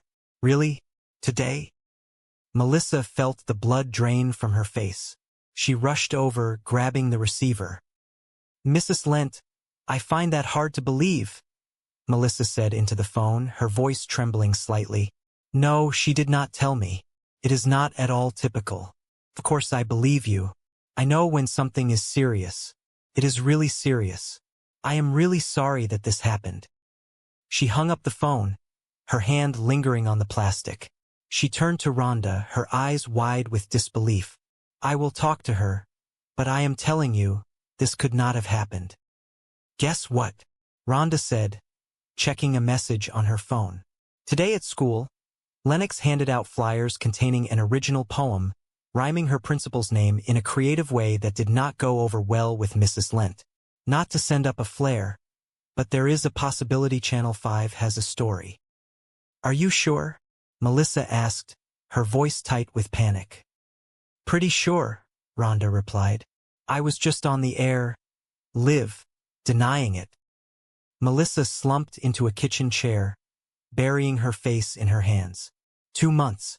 2 months living with me and she gets suspended. Legal guardian of the year. Thank you. Rhonda placed a comforting hand on her shoulder. I keep telling you, hire somebody. an organizer, a professional. Those kids need structure and discipline, and possibly electroshock therapy. And you, my dear, cannot do everything. Well, maybe not everything, Melissa countered, sitting up straight and gathering her resolve. But I can certainly do this. It is just a matter of going up there and setting that girl straight. I have not moved yet, have I? Sincerely, if anybody else present had a relative they were not exactly proud of. A few uncomfortable chuckles rippled through the crowd. She sighed, noting that it was not just her who suffered from family embarrassment. She muttered under her breath that at least her brother-in-law had been cute. Later, safely away from the glaring lights of the council chambers, Melissa debriefed with her close confidants. They reassured her that she had held her own up there. They told her she reminded them of her father, the esteemed senator, carrying the political legacy with grace. Melissa let out a long breath, checking her suit jacket. She dramatically asked if she smelled like the kind of desperation found in seedy clubs, worried that the chaotic shouting match had ruined her professional aura. They laughed, assuring her that she smelled like pure authority. Melissa smiled, her confidence returning. She declared that authority was indeed her signature fragrance. She had to admit, in all humility, that she was absolutely smoking up on that stage. They exchanged high fives, celebrating the small victories. Someone pointed out that her brother-in-law's various felonies had, ironically, completely shifted the focus of the meeting. The sudden outburst about stolen money had completely put the whole trash issue to bed. The victory, however, was incredibly short-lived. When Melissa finally returned to her charming suburban home, the reality of her local political decisions was waiting for her on the front porch. Her niece, Lennox, stood in the doorway, looking entirely unimpressed. Lennox was 15 years old, a girl trapped in the agonizing transition between childhood and adulthood, made infinitely worse by the sudden implosion of her parents' lives. Lennox pointed toward the steps, asking her aunt why angry white guys were throwing trash at their front door. Melissa sighed, feeling the weight of the day pressing down on her shoulders. She tried to explain that there was a complex political debate happening in the community, in which the majority felt as though they needed to express their grievances physically. Lennox wrinkled her nose, stating that the situation was getting heavy, and more accurately, really smelly. She gestured to a large, unpleasant bag resting near the welcome mat, saying she was just going to leave it there for her aunt. She casually added that there were at least 10 more bags scattered across the porch. Melissa rubbed her temples, deciding to shift the focus to domestic matters. She softly called out to Lennox, asking if the teenager had seen the new dresser she had carefully picked out and placed in her bedroom. Melissa was trying so hard to make this house feel like a permanent, loving home for these displaced children. Lennox shrugged, her tone guarded. She admitted that the dresser was really cute, but insisted she was okay without it. She pointed out that she still had her suitcases. Melissa watched her niece walk away, feeling a sharp pang in her chest. The girl still thought living here was temporary. Lennox no longer shared her thoughts or feelings. Melissa reminisced about how things used to be, how Lennox would playfully threaten to sneak out of the house, or suggest they get matching tattoos, or stubbornly refuse to do things simply because Melissa said so. Now, Melissa felt like she was the one doing horrible things, like daring to put permanent furniture in the girl's room. She sarcastically thought to herself that clearly, she was a monster. Her friend tried to comfort her, reminding Melissa of how difficult it was to be 15. She asked if Melissa remembered what she herself was like at that age. Melissa chuckled darkly, admitting she did not remember it very clearly, as she had done a lot of rebellious drinking back then. Pushing the domestic anxiety aside, Melissa focused on the fact that she was actually going out tonight. It was a rare, precious date. She arranged for Rhonda to stay with the kids, telling her nephew Ryder that his basketball coach said he needed a better jump shot. Rhonda, leaning into a playful stereotype, joked that Asian women were all about the hoops, promising to keep the kids in line. Melissa laid out the ground rules. If the kids had any homework, they needed to do it. Beyond that, she just wanted them to be good and, most importantly, not torch the place. The fire warning was not entirely a joke. There had been an incident. It was just one little single alarm fire at Ryder's old house, the week his father ran off and his mother was arrested. The boy had been so overwhelmed with anger and confusion that he had dragged 20 of his father's expensive, tailored suits onto the driveway, doused them in top-shelf cognac, and lit them ablaze. It was his way of letting things out, a violent purge of his sorrow. Melissa knew that everyone needed to let things out every now and then, but she firmly believed that the urge to set things on fire was an urge they absolutely needed to repress. She thanked Rhonda profusely for babysitting. Melissa confessed that she had not been on a single date since the kids moved in. It had been so long that she was actually feeling nervous. She held up 2 different outfits, asking for an opinion. She explained that the first outfit said she was smart, independent, and had a bright political future. The second outfit, however, whispered that the former bad girl was back. Rhonda gave the second outfit a skeptical look, asking if Melissa was planning on going hiking. Melissa quickly discarded it, settling on the first choice. Just as she was feeling ready, the phone rang. Melissa answered, expecting a routine call. The voice on the other end introduced themselves. It was Liz calling from the school. Miss Lent, the school principal, had an urgent report. Melissa listened, her eyes widening in disbelief. She repeated the accusations aloud, asking what Lennox had done, when she had done it, and where. She found it incredibly hard to believe that her quiet, brooding niece had done something so wildly out of character today. Melissa defended Lennox, saying the girl had not mentioned anything and that this behavior was not at all typical. But as the principal continued, Melissa's denial crumbled. She acknowledged that she knew when something was serious, and this was clearly very serious. She apologized profusely for the incident. Hanging up the phone, Melissa looked at Rhonda in absolute defeat. She explained the situation. Today at school, Lennox had taken it upon herself to hand out printed flyers. These flyers contained an original poem that creatively rhymed the principal's name in a way that absolutely did not go over well with Miss Lent. To make matters worse, there was a very real possibility that the local Channel 5 news station had caught wind of the story. Melissa groaned, realizing she had just been on the air, live, denying that her family was a chaotic mess. Lennox had been living with her for exactly 2 months, and she had already managed to get herself suspended. Melissa sarcastically nominated herself for Legal Guardian of the Year. Rhonda shook her head, repeating the advice she had been giving for weeks. Melissa needed to hire somebody, an organizer, a professional nanny. Those kids desperately needed structure, discipline, and perhaps a mild form of electroshock therapy. Rhonda gently reminded her dear friend that she could not do everything by herself. Melissa, stubborn and determined, insisted that while she might not be able to do everything, she could certainly do this. It was simply a matter of marching up to Lennox's room and setting that young girl straight. She stomped up the stairs, throwing open Lennox's door. She demanded to know why her sister was not there to discipline her own daughter, before bitterly reminding herself that her sister was currently locked up in a federal prison. Melissa tried a softer approach, pointing to an old photograph. She asked Lennox if she remembered the time they went to a Fall Out Boy concert together. She mentioned the picture that was hanging very affectionately in the hallway outside the door. Lennox corrected her, saying it was hanging very obviously, not affectionately.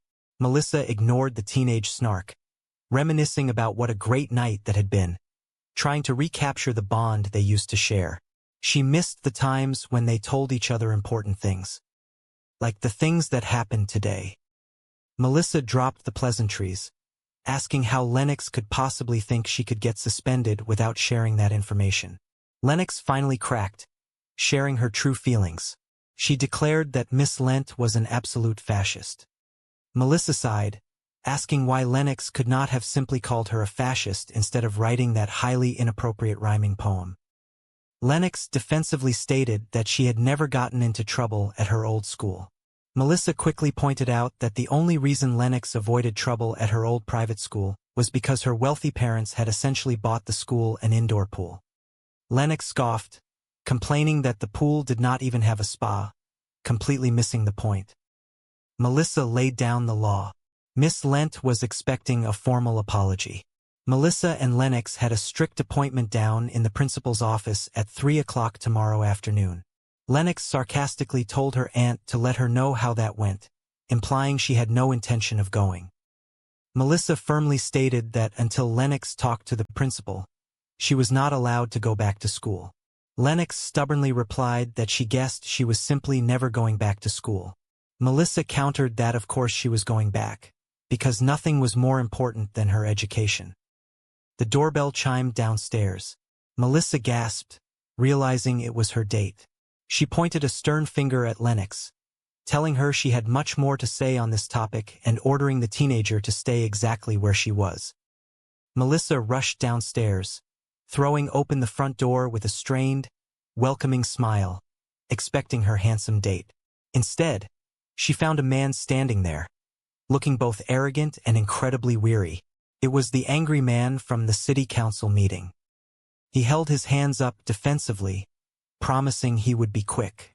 He admitted he had been an absolute jackass down at City Hall. He confessed that he never should have crashed her public meeting to demand the whereabouts of her fugitive brother-in-law. He acknowledged that his behavior was entirely wrong, and he had come to her home simply to say that he was sorry. Melissa glared at him. Without missing a beat, she shouted the word Bolivia. The man flinched violently. He asked nervously if her brother-in-law, Louis, was actually in Bolivia, pointing out that she had just flinched. Melissa snapped back that she only flinched because she had shouted the word Bolivia so loudly.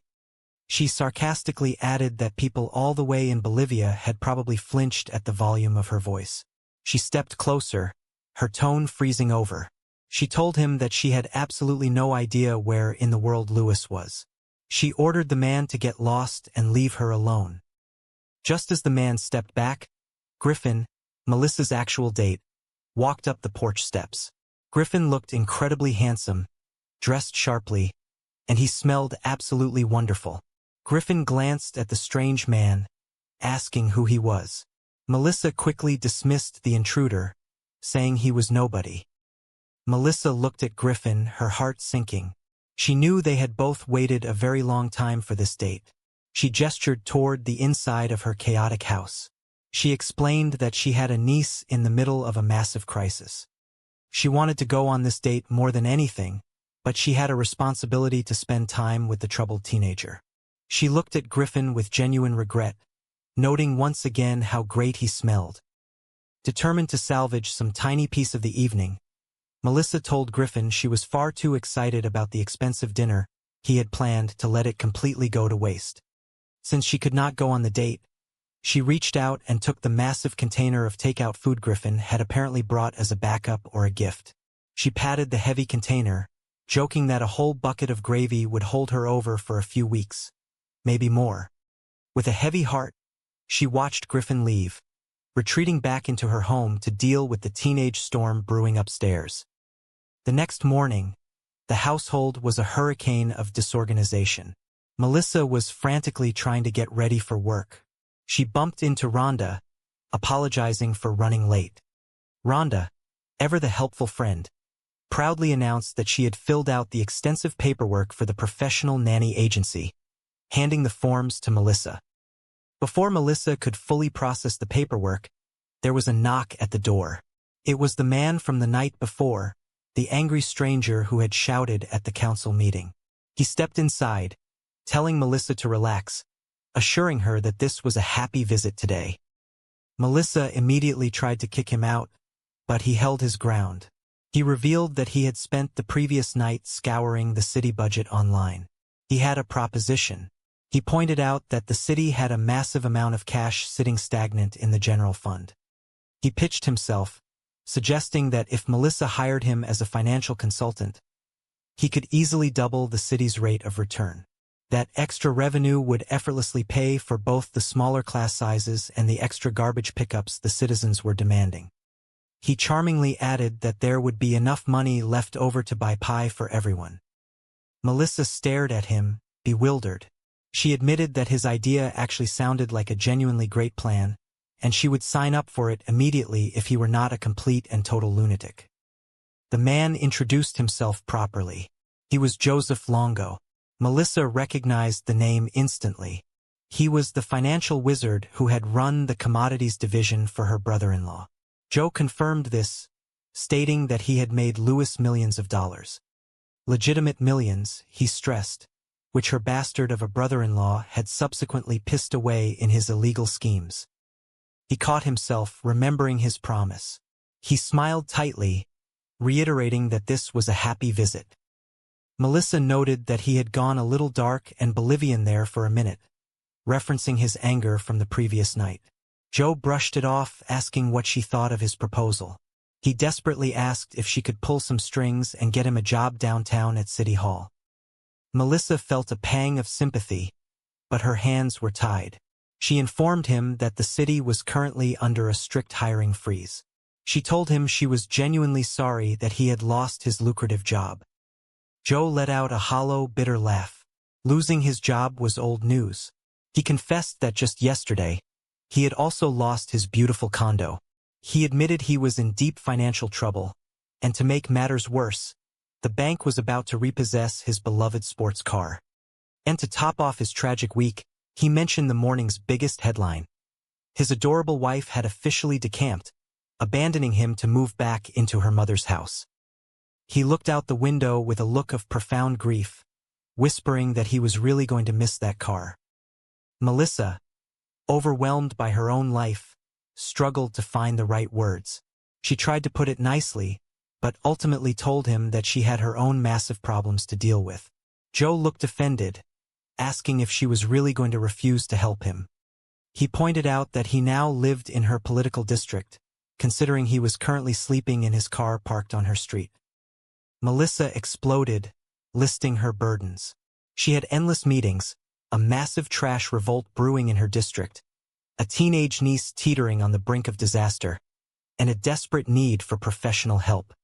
She quickly clarified that she needed help for the household, not psychological help for herself. Joe looked at the nanny agency paperwork resting on the table. He picked it up, shaking his head. He bluntly told Melissa that she was never going to find anybody decent using this agency.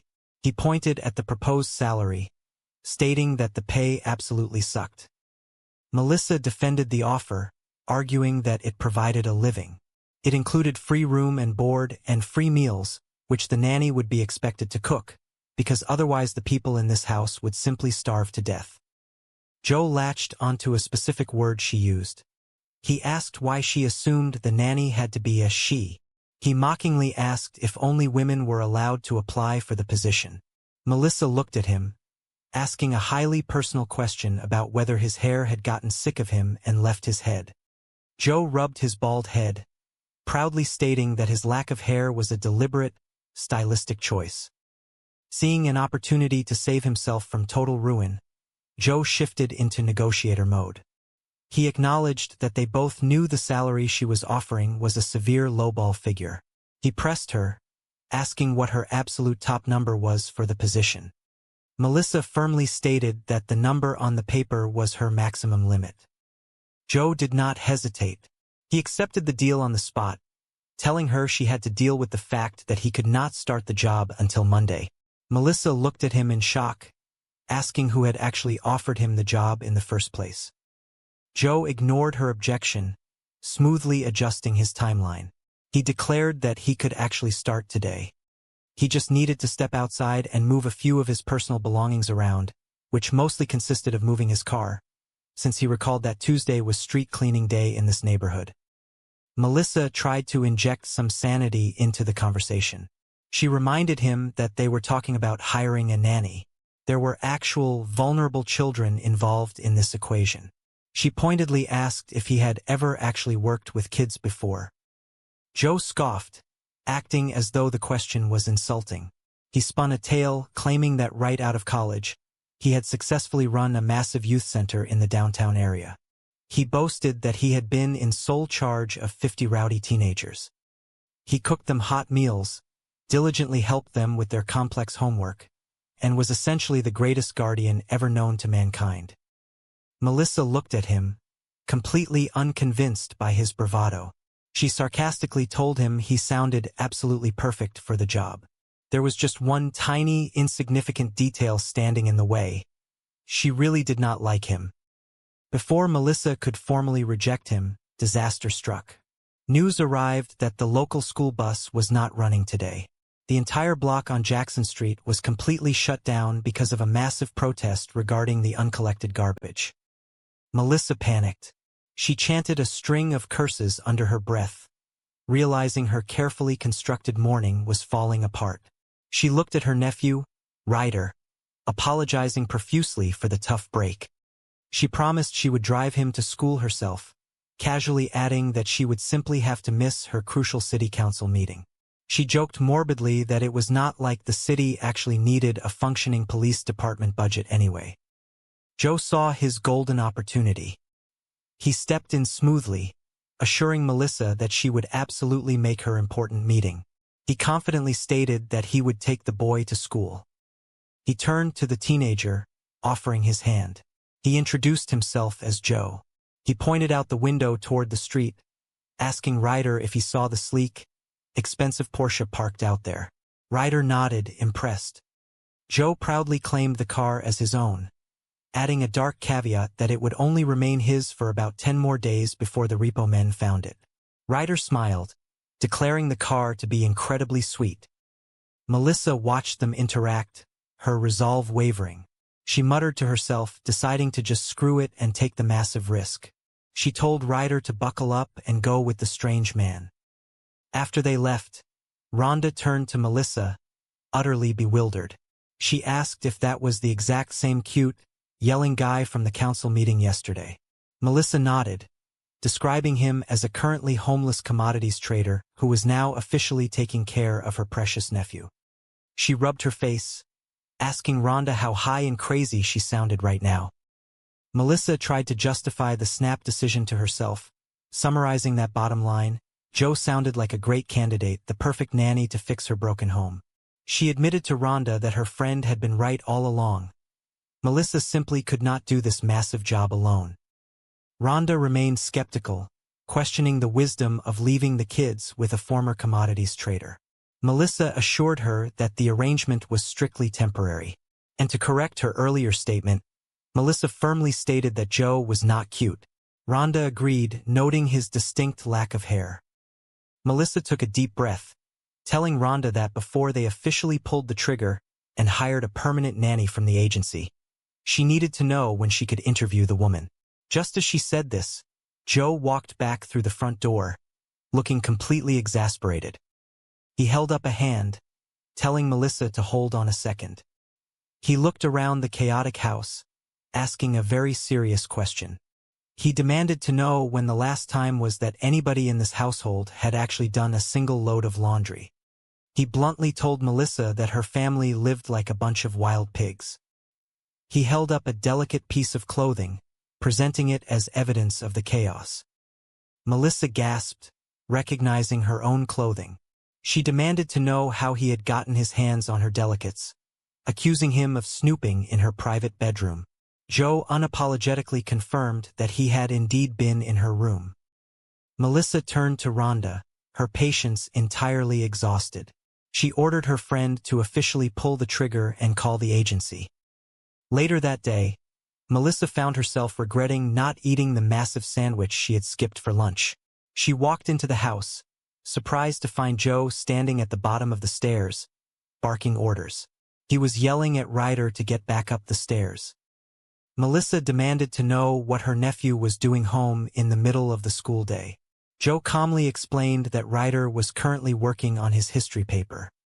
Melissa's eyes widened in confusion. Joe told her to relax and pack the pulsing veins back into her forehead. He recounted the morning's events. He had driven the kid all the way to the school drop-off line. Right as Ryder was about to get out of the car, the boy casually mentioned that he did not have his history paper.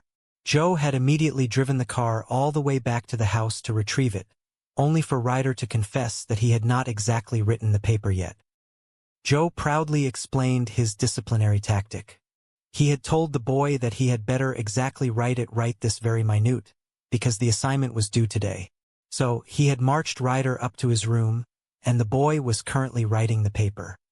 Joe had laid down the law. Ryder was not allowed to come out of that room until the paper was completely finished. Joe crossed his arms, looking at Melissa with a smug expression. He declared that his actions were the definition of premium nannying. Melissa was horrified. She scolded Joe, explaining that you do not simply bring a kid home just because he hasn't done his homework. The correct parenting procedure was to leave the kid at the school so he could face the consequences and get yelled at by his teachers, which was exactly what Ryder had coming to him. Joe looked genuinely confused. He asked what kind of bizarre rules those were. Melissa confidently stated that they were the universal rules that everybody knew. Joe countered that he was somebody, and he had certainly never heard of those ridiculous rules. Dismissing his unorthodox methods, Melissa turned her attention to the impending crisis with the principal. She called out for Lennox, telling her it was time to leave for the dreaded meeting.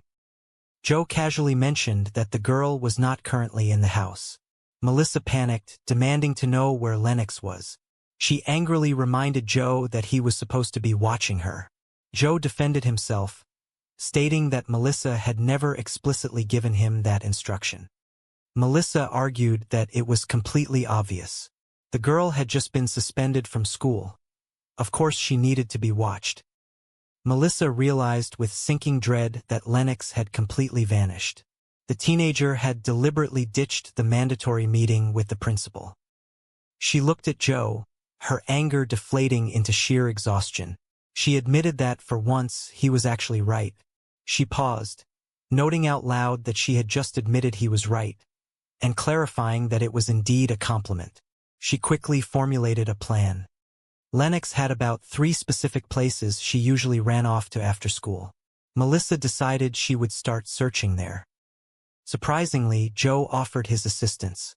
Melissa, desperate and alone, accepted his help without hesitation. While Melissa scoured the neighborhood, Joe checked the house one last time. He climbed up to the flat section of the roof, a classic hiding spot. Sure enough, there was Lennox, sitting alone, staring out at the city skyline. Joe walked over, casually remarking that he could easily work with a kid like her. He looked around the roof, asking if this was the designated spot she came to for her dramatic adolescent brooding. Lennox glared at him, asking if he had climbed all the way up here just to turn her in to her aunt. Joe shook his head, saying that being a snitch was not really his style. Lennox challenged him, asking what exactly his style was. Joe leaned against the parapet, staring out at the city. He described his style as that of an outlaw, a man cast out by the powerful brokers of society, unfairly forced to live a harsh life navigating the gritty streets of the city. He paused, comparing his current tragic situation to being a superhero like Batman, if Batman had suddenly been demoted to working as a suburban nanny. Lennox could not help but smile at the ridiculous comparison. She told him it was a nice analogy. Joe dropped the act, getting down to business. He asked her if she wasn't supposed to be sitting in a highly uncomfortable meeting at her principal's office at this exact moment. Lennox crossed her arms, her defensive walls slamming back up. She asked why she should bother going. She passionately argued that unfair crap happened at that school all the time. She detailed how Miss Lent was a tyrant who had fired the beloved music teacher, completely eliminated the school band program, and created an environment where everybody was too terrified to even talk about the injustice. Lennox stated, her voice thick with emotion, that she was just so incredibly tired of life being constantly unfair. She wished that, just for once, things could simply be fair. Joe looked at her, his expression softening with genuine understanding. He told her that he completely understood. He admitted that he would be incredibly upset, too, if his mother and father had completely bailed on him and left him behind. Lennox quickly tried to deflect, insisting that she was talking about Miss Lent and the school, not her parents. Joe nodded slowly, saying if she said so, he would pretend to believe it. Lennox snapped that he did not know anything about her or her life. Joe agreed. He admitted that she was right, he did not know her. But he pointed out that what he really did not understand about her was why she was choosing to take all of her massive, justified anger out on her aunt. Lennox remained silent, staring at her shoes. Joe pressed gently. He explained that her aunt was the one and only person in this entire world who had not bailed on her. He acknowledged that Melissa could certainly get a little frantic and skitsy at times. In fact, he amended she was skitsy at all times. But, he argued, since they were currently on the subject of what was fair and what was not, he asked Lennox a pointed question. Did she honestly think it was fair that her aunt had to go down to that high school completely alone and eat a massive bowl of stink for a mistake that she did not even commit? Lennox frowned, confused by the colorful metaphor. She asked what exactly a big bowl of stink was supposed to mean. Joe smirked, telling her she would absolutely know the exact feeling once she had been forced to eat one. Down at the high school, Melissa sat awkwardly in the waiting area of the administrative office. Miss Lent's assistant, Miss Burke, asked if there was any sign of Lennox. Melissa shook her head, feeling utterly defeated. When Melissa finally sat face to face with Principal Lent, she tried her best to run damage control. She profusely admitted that she knew what Lennox had done was bad. She emphasized that it was really, really bad. But she pleaded for empathy. She argued that if any kid in the world had the absolute right to be furious about the terrible hand life had dealt her, it was Lennox. Melissa stressed that she was not trying to excuse the girl's unacceptable behavior. She was simply stating a fact. If she herself were in Lennox's shoes, dealing with parents in prison and on the run, she probably would have done much worse things by now. In fact, Melissa admitted quietly when she was that age she actually had done worse. Miss Lent was entirely unmoved. She coldly stated that this entire meeting was completely pointless without the student present. She suggested they simply cancel and reschedule for a later date. Melissa panicked, looking at her calendar. She explained that tomorrow, the city council was locked in a grueling session all day long. They only took a brief lunch break between 12 and 1 in the afternoon, and she was not sure when the principal took her breaks. Miss Lent looked down her nose at the struggling politician. She delivered a cutting remark, stating that proper parenting does not simply fit into nice, neat little schedule boxes. The principal suggested that it might be incredibly helpful for Melissa to look not just at what terrible things Lennox was doing, but to take a long, hard look at the terrible job Melissa was doing as a guardian. Melissa swallowed hard, the insult stinging deeply. She weakly defended herself, whispering that the girl was doing okay. Suddenly, the office door swung open.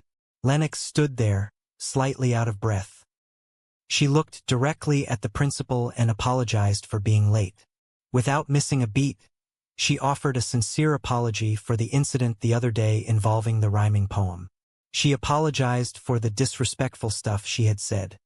She admitted that she had been incredibly mad, and she now realized she was apparently not really mad at the principal at all. Lennox then turned her attention to her aunt. She firmly told Miss Lent that there was absolutely no need to place any blame on Melissa. Lennox stated that her aunt had been taking more than enough blame and punishment on her behalf lately. Lennox looked at Melissa, her expression softening into something resembling genuine gratitude. She told the principal that, at the very least, her aunt was honestly trying her best. Lennox sighed, dropping her formal tone. She muttered that whatever the punishment was, they should just get straight to the stink-eating part of the meeting. Miss Lent blinked in confusion, asking what on earth the girl meant by a what-eating part. Later that evening, back at the house, Joe was attempting to teach Ryder how to shoot a proper jump shot in the driveway. He watched the boy's rigid form and offered some critical advice. He called the boy his hip young brother man, suggesting he try loosening up his stiff knees just a little bit. Ryder adjusted his stance, took the shot, and made it perfectly. Joe smugly accepted the unspoken thanks. Ryder retrieved the ball, looking at Joe with a new level of respect. Ryder shook his head in disbelief, asking how a man dealing with all of that could even manage to stand up and walk every day. Realizing he had crossed a line into deep personal territory, Ryder quickly apologized, saying he did not mean to bring up such depressing topics. Joe waved it off, his face a mask of cynical acceptance. He assured the boy it was completely fine. He stated dryly that he was fully aware his current life was nothing but an endless abyss of inky black despair. He sarcastically thanked the teenager for the incredibly uplifting pep talk. Lennox walked out onto the porch, interrupting the basketball lesson. She looked at Joe's smooth shooting form and asked if he could teach her how to do that. Joe joked that he would only teach her if she promised to tape his ankles for him like a professional trainer. Lennox laughed, admitting she had absolutely no idea how to do that. Melissa stepped out of the house, exhausted but victorious. Lennox quickly corrected herself, realizing she had accidentally spoken to Joe first. She apologized to her aunt, saying she had actually meant to address her. Melissa looked at her niece, a tired smile on her face. She proudly announced that she had just eaten her entire massive bowl of stink at the principal's office. In fact, she joked, she had even gone back for a second helping of humiliation just to make sure the slate was clean. Lennox grimaced playfully, announcing she was going to go upstairs and brush her teeth to wash away the metaphorical taste. As soon as the kids were out of earshot, Melissa turned to Joe. She pointed a finger at him, her eyes narrowing. She knew he was behind the miraculous turnaround. She demanded to know how he had managed to talk that stubborn girl into actually showing up down at the school. Joe puffed out his chest, flashing a charming smile. He claimed that it was simply because people naturally liked him. Melissa did not buy it for a second. She pressed him for the truth. Joe dropped the charm, casually admitting that he had simply paid the girl $50 to go to the meeting. Melissa's jaw dropped in absolute horror. She loudly accused him of using a bribe. She declared that it was a terrible thing to do. Not only was it morally wrong, but it was also the absolute pinnacle of horrible parenting. Joe shrugged effortlessly, reminding her that he was not an actual parent, and technically neither was she. Ryder, having overheard the transaction from the driveway, poked his head around the corner. He eagerly asked if he could also have $50. Joe immediately shot him down with a firm negative. Joe turned back to Melissa, telling her to relax and calm down. He revealed the punchline of his master plan. He had not given Lennox cash. He had written her a personal check. He mimicked the sound of a bouncing spring, cheerfully announcing that the check was absolutely going to bounce. He smiled, declaring that he had just provided the girl with another very valuable life lesson about trusting strangers with money. Melissa stared at him, caught somewhere between outrage and grudging respect. She asked him if this was seriously how he used to run his fictional youth center right out of college. Joe laughed, dropping the lie completely. He begged her to please stop, admitting that there had obviously never been a youth center. Melissa shook her head, asking if she could speak to him privately in the other room. Joe dramatically bid farewell to the empty air, assuming he was about to be violently fired. Melissa assured him he would be perfectly fine. Once they were alone, Melissa laid out his sins. She pointed out that he lied constantly and used bribery without hesitation. She wondered aloud if there was absolutely anything in the world he would not sink to doing. Joe thought about it for a second and honestly replied that he refused to wash windows. Joe dropped the jokes, looking at Melissa seriously. He explained that he was truly just trying to help her out of a tight spot. He admitted that he might have played the situation a little fast and loose with the rules, but he pointed out the undeniable results. Lennox had actually showed up, and she had genuinely apologized to that awful principal woman. He asked if that wasn't the ultimate goal. Melissa had to concede the point. Yes, Lennox had apologized. But more importantly, Melissa revealed, Lennox had actually said a few incredibly nice things about her aunt, and she had said them right in front of her. Melissa admitted, her voice thick with sudden emotion, that it was the very first time the girl had said a kind word since she had moved into the house. Frankly, Melissa confessed, the moment had entirely taken her breath away. She looked at Joe with sudden suspicion, praying he hadn't tainted the genuine moment. She desperately asked him if he had paid the girl extra to say those nice things about her, too. Joe smiled softly, a rare moment of genuine warmth breaking through his cynical exterior. He shook his head, assuring Melissa that Lennox had given her that specific compliment entirely free of charge. However, Joe could not resist returning to his arrogant baseline. He suggested that it might simply be his mere, powerful presence in the household that was somehow, seamlessly, pulling their broken family together.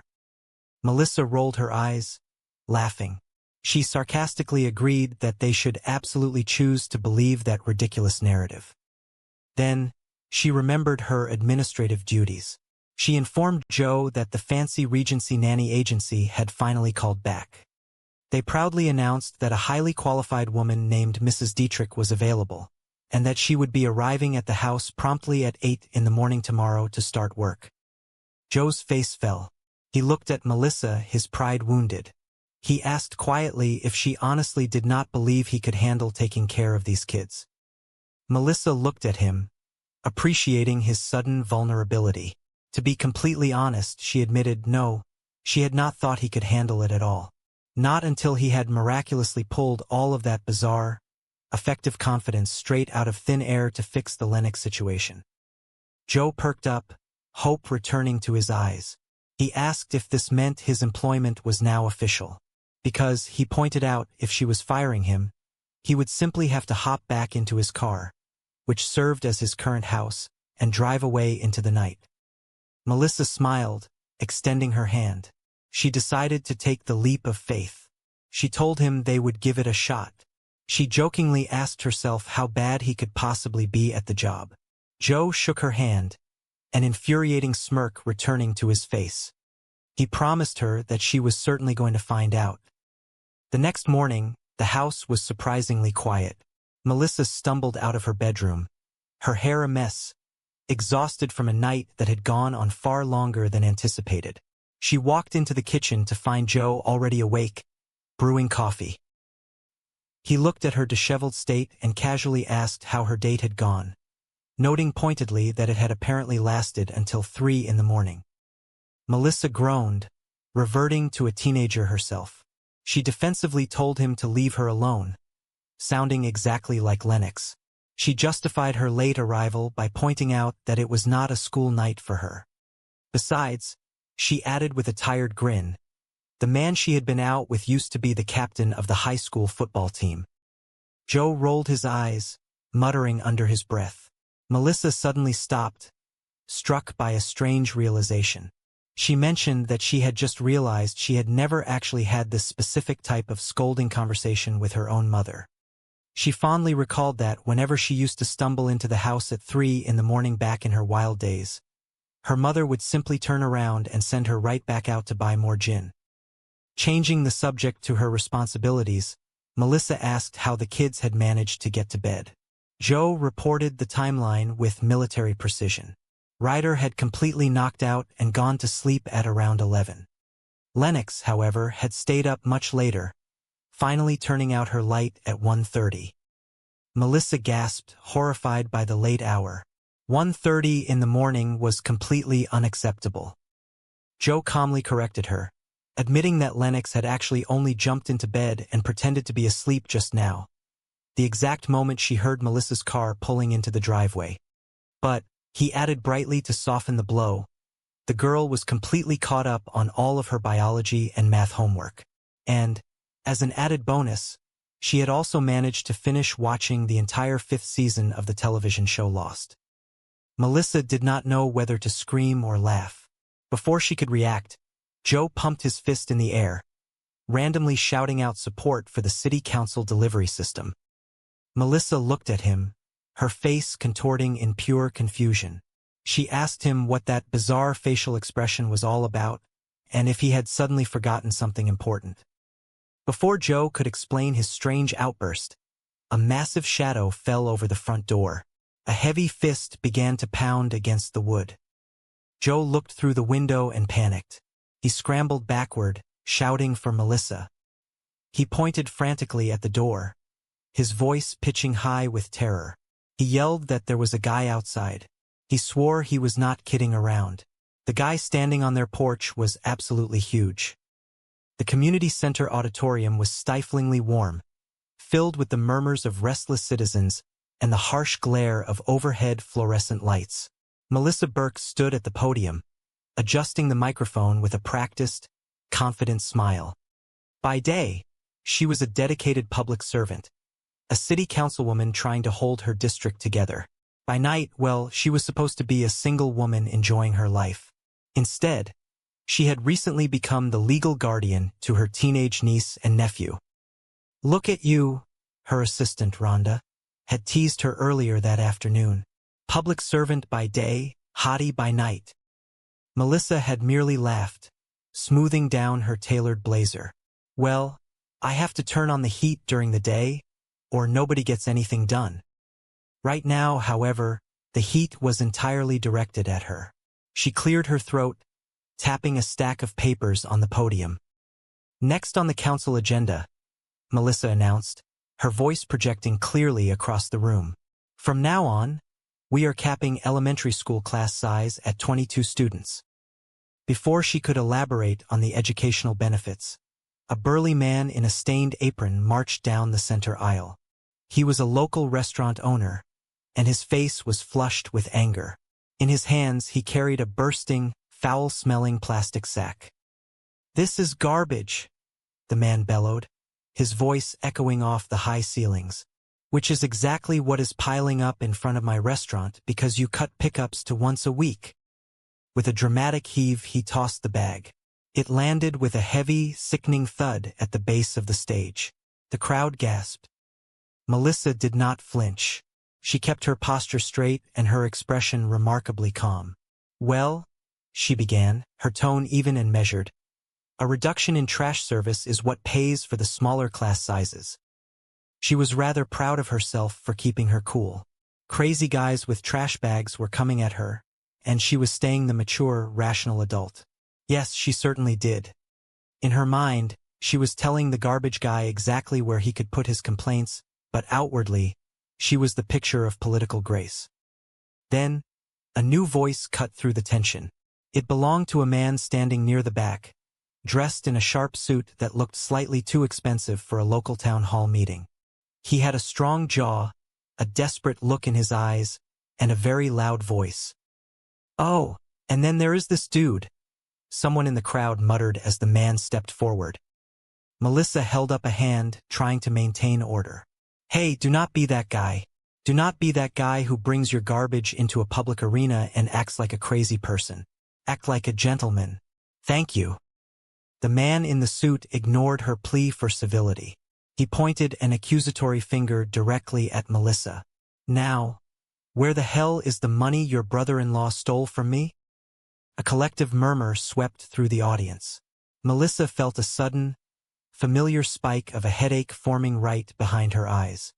Her brother-in-law, Lewis, had run a massive corporate fraud scheme, leaving his investors bankrupt and fleeing the country, which subsequently landed her sister in federal prison and left Melissa with 2 teenagers. "What, my sister?" Melissa replied, her voice tinged with exasperation. "Okay, yes, they did terrible things, but that is not me." She stepped out from behind the podium, walking to the edge of the stage to address the room directly. She needed to turn this around, and fast. "Let me ask the room," Melissa said, projecting warmth and vulnerability. "Does anybody here have a relative they are not exactly proud of?" Slowly, hands began to rise across the auditorium. A woman in the front row nodded sympathetically.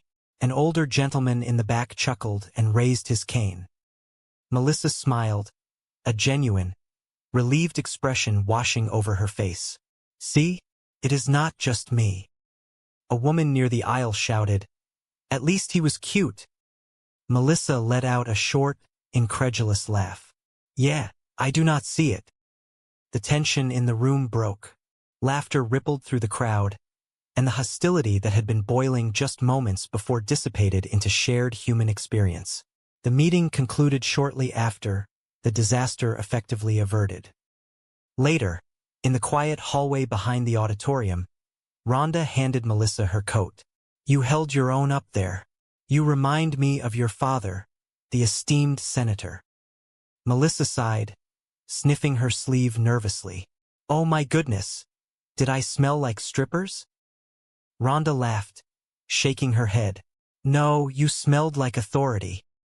Melissa grinned, tossing her hair over her shoulder. Oh, well, that is my fragrance. Yeah, I have to say, in all humility, I was smoking. She raised her hand. Up high, down low. Rhonda obliged with a high five. Plus, your brother-in-law and his various felonies totally shifted the focus of the meeting. I think you put the whole trash issue to bed. That victory, however, was short-lived.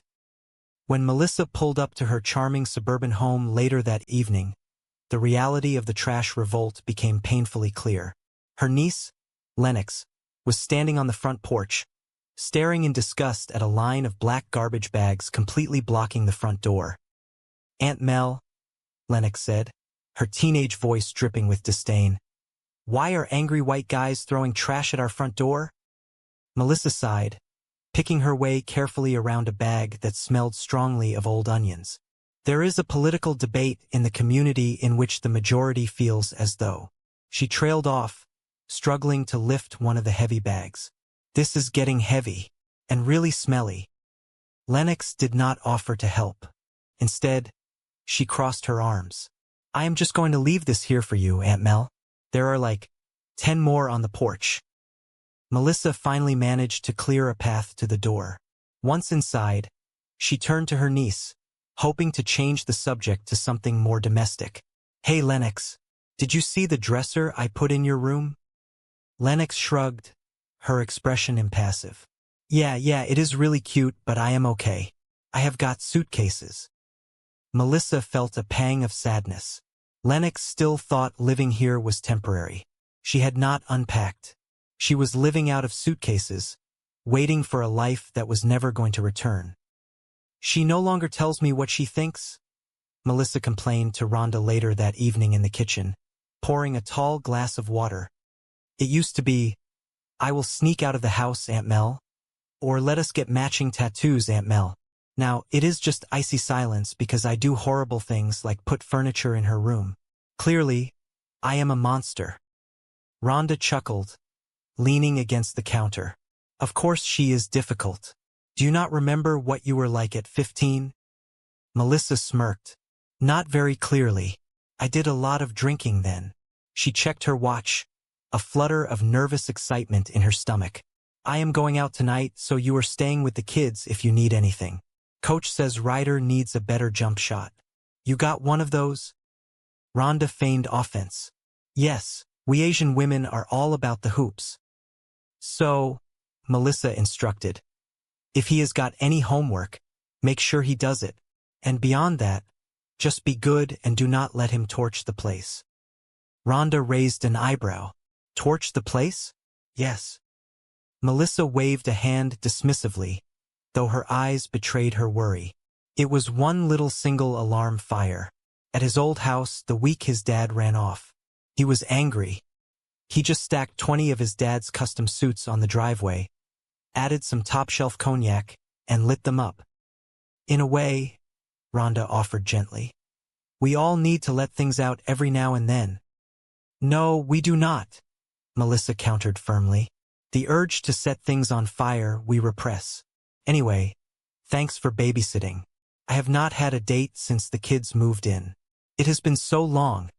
I am actually nervous. Melissa rushed upstairs to change. When she returned, she was holding up 2 pairs of shoes. All right, what do you think? These say smart, independent, bright political future. These say former bad girl is back. What, are you going hiking? Rhonda asked, pointing to a sensible pair of flats. Wear those, the tall ones. Before Melissa could try them on, the landline rang. Rhonda picked it up. Hello? Yes, this is she. The middle school principal? She did what? What did she do? When? Where? Really? Today? Rhonda's eyes grew wide as she listened. Melissa felt the blood drain from her face. She snatched the phone. Liz, I find that hard to believe. No, she did not tell me. It is not at all typical. Of course I believe you. I know when something is serious. It is really serious. I am really sorry that this happened. I will talk to her. But I am telling you, this could not have happened. Melissa hung up the phone, dropping her head into her hands. Guess what? Melissa said to Rhonda, her voice hollow. Today at school, Lennox handed out flyers containing an original poem, rhyming her principal's name in a creative way that did not go over well with Miss Lent. Not to send up a flare, but there is a possibility Channel 5 has a story. Rhonda grimaced. Are you sure? Pretty sure, Melissa groaned. I was just on the air, live denying it. 2 months living with me and she gets suspended. Legal guardian of the year. Thank you. Rhonda placed a comforting hand on Melissa's shoulder. I keep telling you, hire somebody. An organizer, a professional. Those kids need structure and discipline, and possibly electroshock therapy. And you, my dear, cannot do everything. Well, maybe not everything, Melissa said, finding her resolve. But I can certainly do this. It is just a matter of going up there and setting that girl straight. Melissa marched upstairs to Lennox's room. The door was slightly ajar. Lennox was lying on her bed, staring at the ceiling. I have not moved yet, have I? Lennox asked without looking up, referencing the new dresser. Why is my sister not here to discipline her own daughter? Melissa muttered to herself before stepping fully into the room. Oh, right, because she is locked up in federal prison. Melissa took a breath and tried a friendly approach. Remember you and me at the rock concert last summer? I just found this old picture. Lennox rolled her eyes. Oh, you mean the one that was hanging very obviously in the hallway outside the door? Not obviously, Melissa corrected. Affectionately. That was some night. Huh? Woohoo. Where are we going with this? I was just remembering the good times, you know? When we shared, told each other things. Important things. That happened. Today. Lennox sat up, her expression hardening. Oh, come on. You did not think I got suspended with something you might share. Okay. I will share this, Lennox continued, her voice rising. Miss Lent is a dictator. Why could you not have called her that? Melissa pleaded. Instead of using a word that rhymes with her name? Well, I never got in trouble at my old school, Lennox fired back defensively. That is because your parents bought the indoor pool, Melissa reminded her. It did not even have a spa. Like, what is up with that? Lennox deflected, crossing her arms. Whatever. Look, Miss Lent is expecting an apology. You and I have an appointment down in her office at 3 o'clock tomorrow. Great, Lennox sneered. You let me know how that goes. Lennox, until you talk to her, you cannot go back to school. Oh, well, guess I am not going back to school. Of course you are. This is your education. Nothing is more important. Just then, the doorbell chimed downstairs. Oh, that is my date, Melissa said, panic rising in her chest. She pointed a strict finger at her niece. I have more to say. You just stay right there. I will be quick. Melissa hurried downstairs and pulled open the front door. It was not her date. It was the man from the town hall meeting, the one in the sharp suit who had yelled about his stolen money. Oh, gross, Melissa muttered. I was expecting my date. The man held his hands up defensively. I will be quick. I was a jerk down at City Hall. I never should have crashed your meeting asking where your brother-in-law was. That was wrong. And I just wanted to come here and say that I am sorry. Bolivia, Melissa blurted out suddenly. The man jumped back. Louis is in Bolivia, is he not? The man asked, recovering his composure. You just flinched. I flinched because you shouted Bolivia, Melissa lied terribly. Okay, people in Bolivia flinched, he retorted. Look, I do not know where the hell he is. Now get lost and leave me alone, Melissa demanded, moving to close the door. Before she could, another man walked up the porch steps. He was tall, incredibly handsome, and holding a single rose. It was Griffin, her date. Hi, Griffin, Melissa said, her voice softening immediately. Griffin smiled warmly. Hey, do you not look nice and smell handsome? He glanced at the other man. Who is this guy? Oh, no guy, Melissa said quickly. She looked at Griffin, her heart sinking as the reality of her chaotic evening crashed down on her.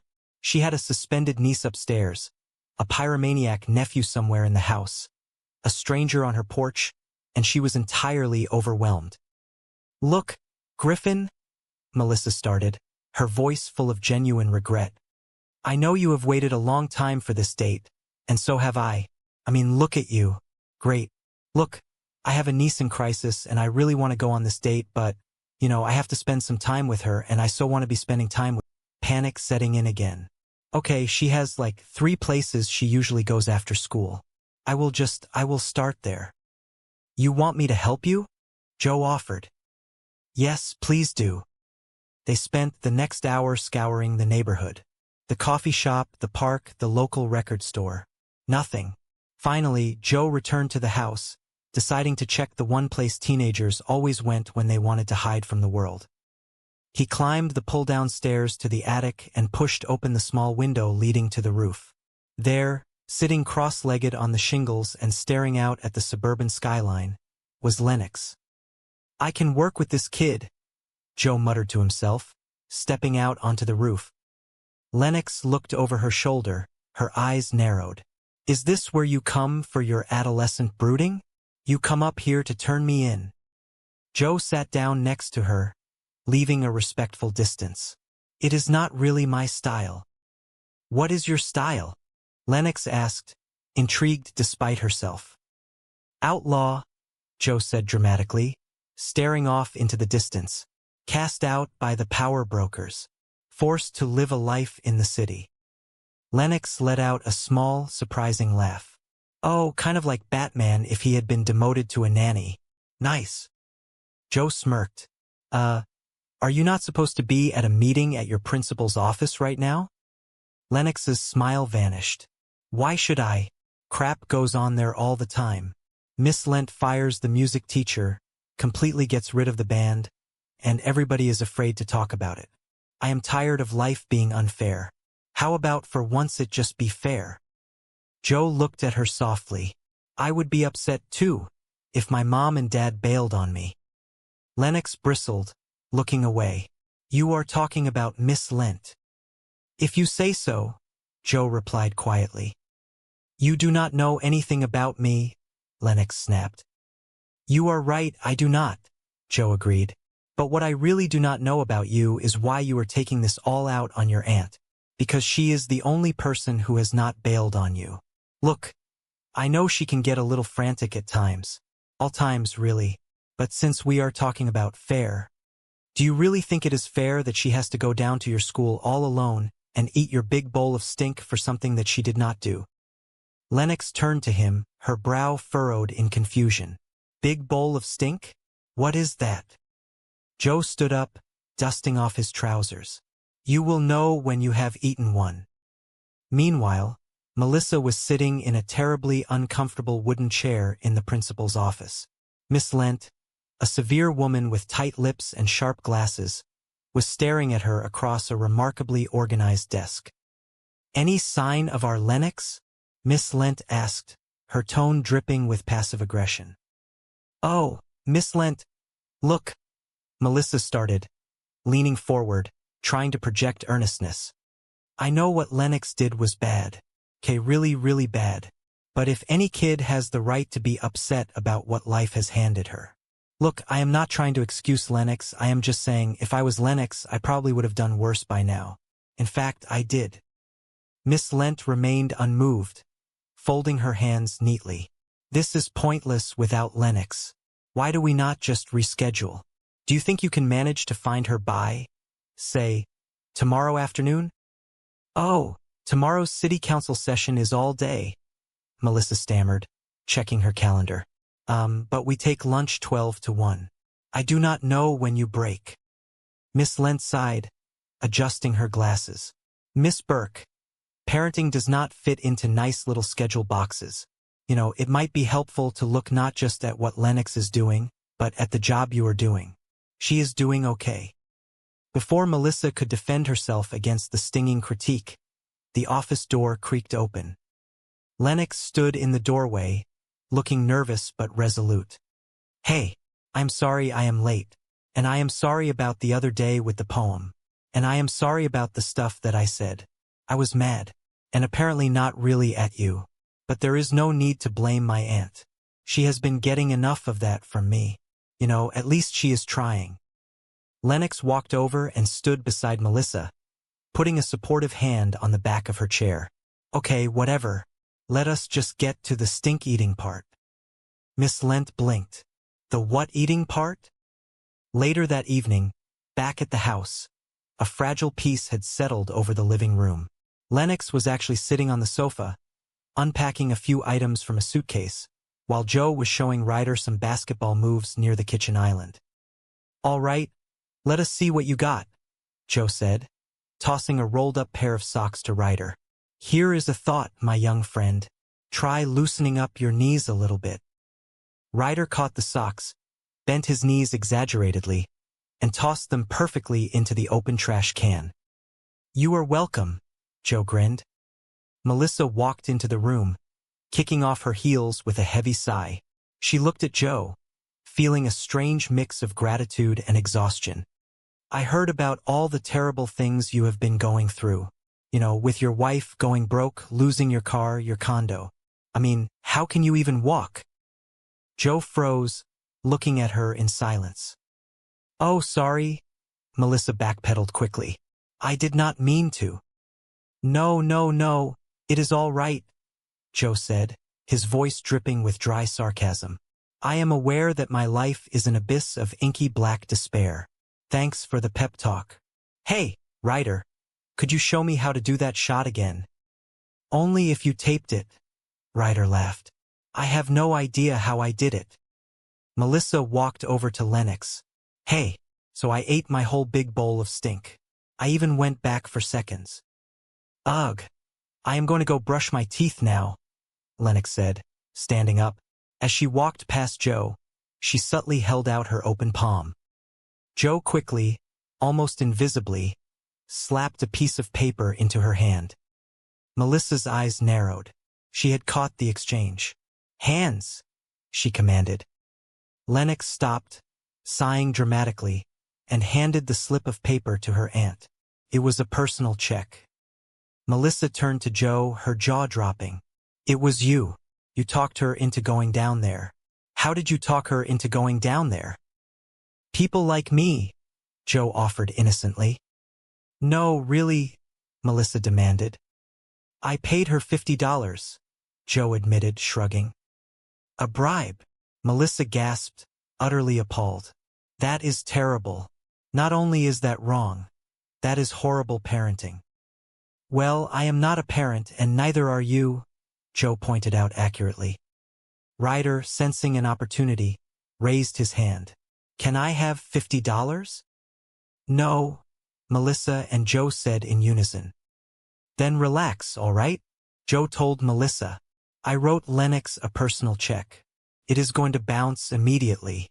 Another very valuable life lesson. Melissa stared at him, her mind reeling from his audacity. So is this how you ran your youth center right out of college?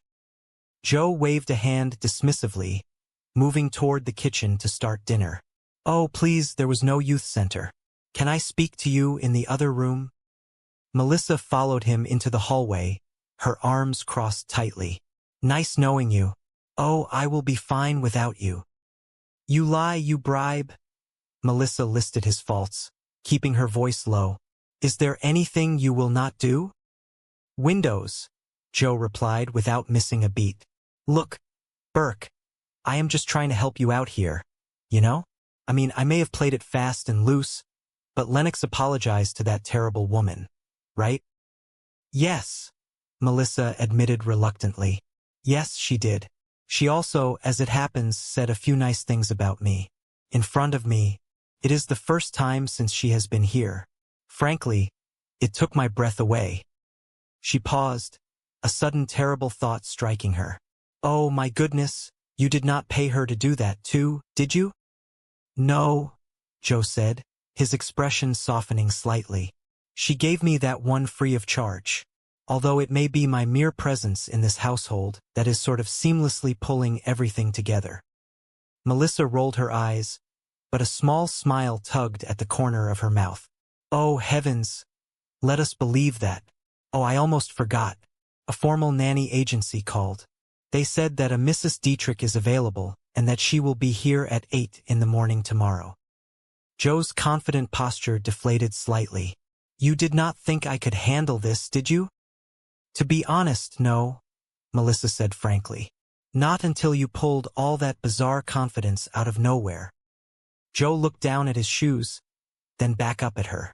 So, is this official now? Because, if not, I can just hop in my sports car and drive away. Melissa looked toward the living room, where Lennox and Ryder were actually talking to each other without yelling. She looked back at the arrogant, ruined commodities trader standing in her hallway. Yeah, Melissa finally said, extending her hand. Let us give it a shot. How bad could you be? Joe shook her hand, a genuine grin spreading across his face. You will find out, will you not? The following morning, the sun was just beginning to peek over the suburban horizon when Melissa stumbled through the front door. She was wearing yesterday's clothes, her hair was a mess, and she looked thoroughly exhausted but strangely content. Joe was standing in the kitchen, wearing an apron over his dress shirt, flipping pancakes. He looked at the clock on the wall, then glared at Melissa. So, how did your date go that lasted until 3 in the morning? Joe asked, his voice adopting the precise tone of a disappointed mother. Leave me alone, Mom, Melissa groaned, kicking off her shoes. It is not a school night, and he was captain of the football team. Goodness. She paused, leaning against the counter, a look of revelation washing over her face. Wow, I just realized I have never actually had that conversation with my own mom.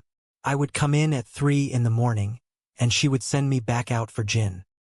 Joe plated a stack of pancakes. Classy.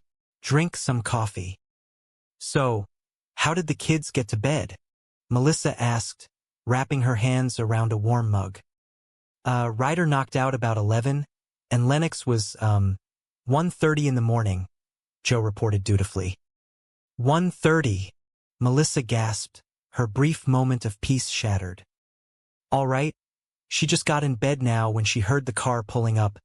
Joe confessed quickly, but she is caught up on biology and math, and the 5th season of that television show about the island. Before Melissa could scold him, a massive, thunderous pounding echoed from the front door. It was so loud it rattled the windows. Delivery for the councilwoman.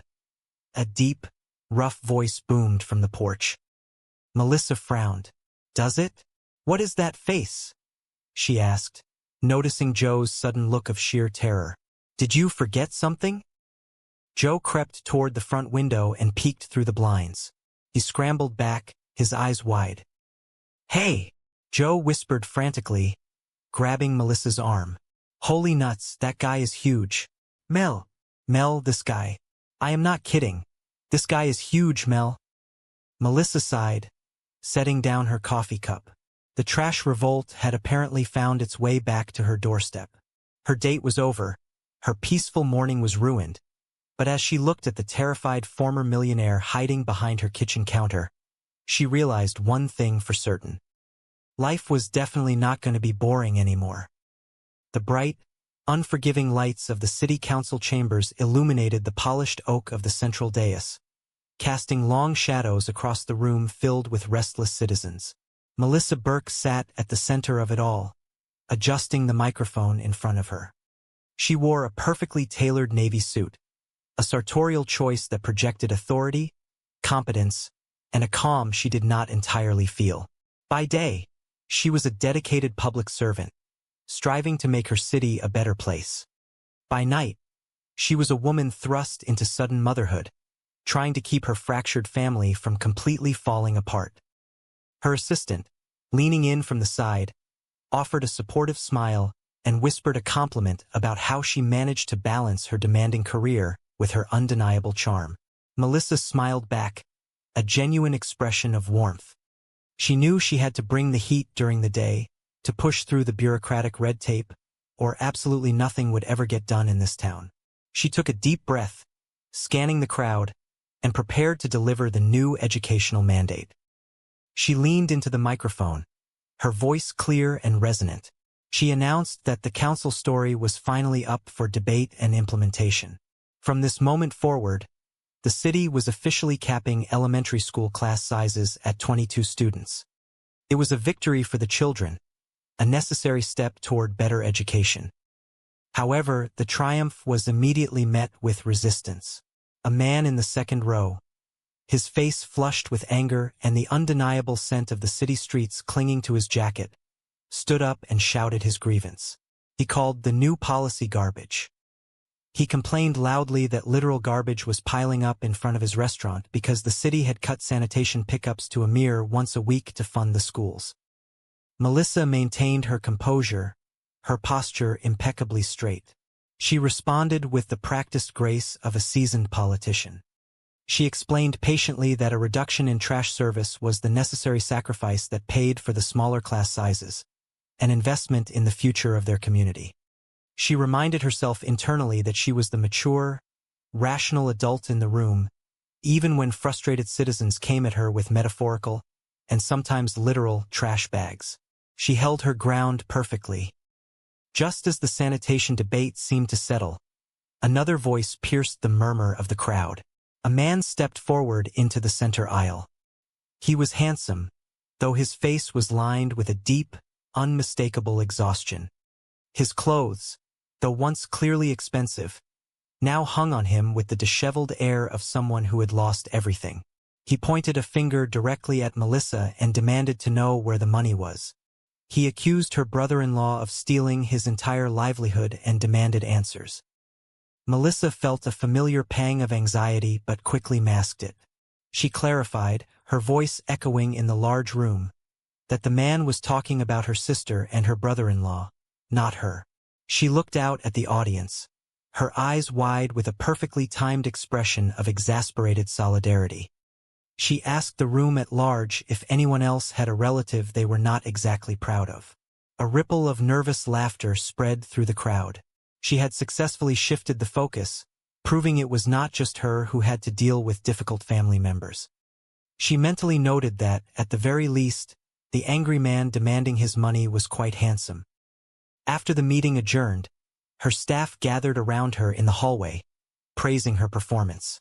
They told her she had held her own up there, reminding them of her father, the esteemed senator who had taught her everything she knew about public service. Melissa laughed, a bright, musical sound, asking playfully if she smelled like the chaos of the room. Her staff assured her she only smelled like pure authority. She beamed, accepting the compliment with a touch of playful humility, agreeing that she was, indeed, smoking hot under pressure. They shared a triumphant high five. The interruption by the furious man regarding her brother-in-law's various felonies had miraculously shifted the focus of the entire meeting, effectively putting the contentious trash issue to bed. The victory at City Hall, however, was short-lived. The moment Melissa pulled into the driveway of her beautiful, sprawling suburban home, the reality of her other life crashed down upon her. The front porch was lined with neatly tied bags of garbage. She walked up the steps, her heels clicking against the wood, and sighed. Her teenage niece, Lennox, was standing in the doorway, observing the mess with an expression of profound teenage apathy. Lennox asked why angry citizens were throwing trash at their front door. Melissa rubbed her temples, explaining that there was a complex political debate happening in the community, and the majority felt the need to express their displeasure through waste management protests. The situation was getting heavy and undeniably smelly. Lennox simply pointed to the porch, noting that there were at least 10 more bags waiting for Melissa, before turning back inside. Melissa followed her niece into the house. The interior was a beautiful blend of classic architecture and cozy, modern furnishings, but it felt empty in the places that mattered most. She found Lennox in her bedroom, a space still dominated by unpacked suitcases. Melissa gently asked if Lennox had seen the new dresser she had carefully picked out and placed in the room. Lennox offered a tight, polite smile acknowledging that the furniture was very cute, but insisting she was completely fine living out of her luggage. Melissa felt a familiar ache in her chest. The girl still believed that living here was temporary. Lennox had built a wall around herself, no longer sharing her thoughts or feelings. Melissa remembered how it used to be, the days when Lennox would sneak out of the house and they would share a secret laugh, or when they would joke about getting matching tattoos. Now, the relationship was strained, reduced to Melissa enforcing rules simply because she said so, and feeling like a monster for doing horrible things like providing proper furniture. Later that evening, Melissa stood in the kitchen with her good friend and colleague, Rhonda. Rhonda, a vibrant Asian woman with a sharp wit and a heart of gold, had agreed to babysit so Melissa could finally go on a date.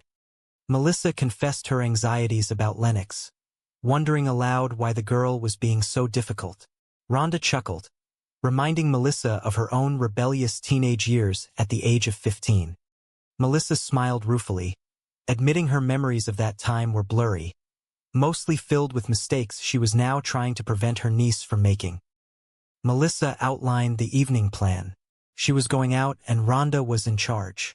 She instructed Rhonda to tell Ryder, her nephew, that his basketball coach said he needed to work on his jump shot. Rhonda confidently agreed, making a light-hearted joke about her skills on the court. Melissa added that the children needed to finish any homework they had, and beyond that, they just needed to be good and, most importantly, not torch the place. Rhonda raised an eyebrow. Melissa explained, her voice dropping to a whisper, that Ryder had recently caused a single alarm fire.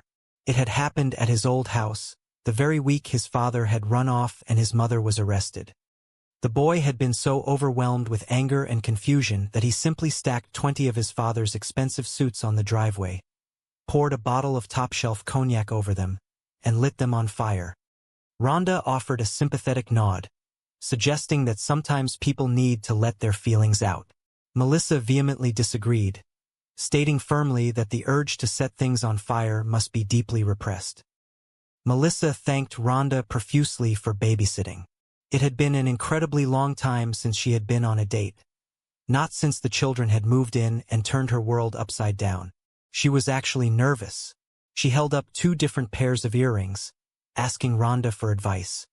One pair, she explained, projected the image of a smart, independent woman with a bright political future.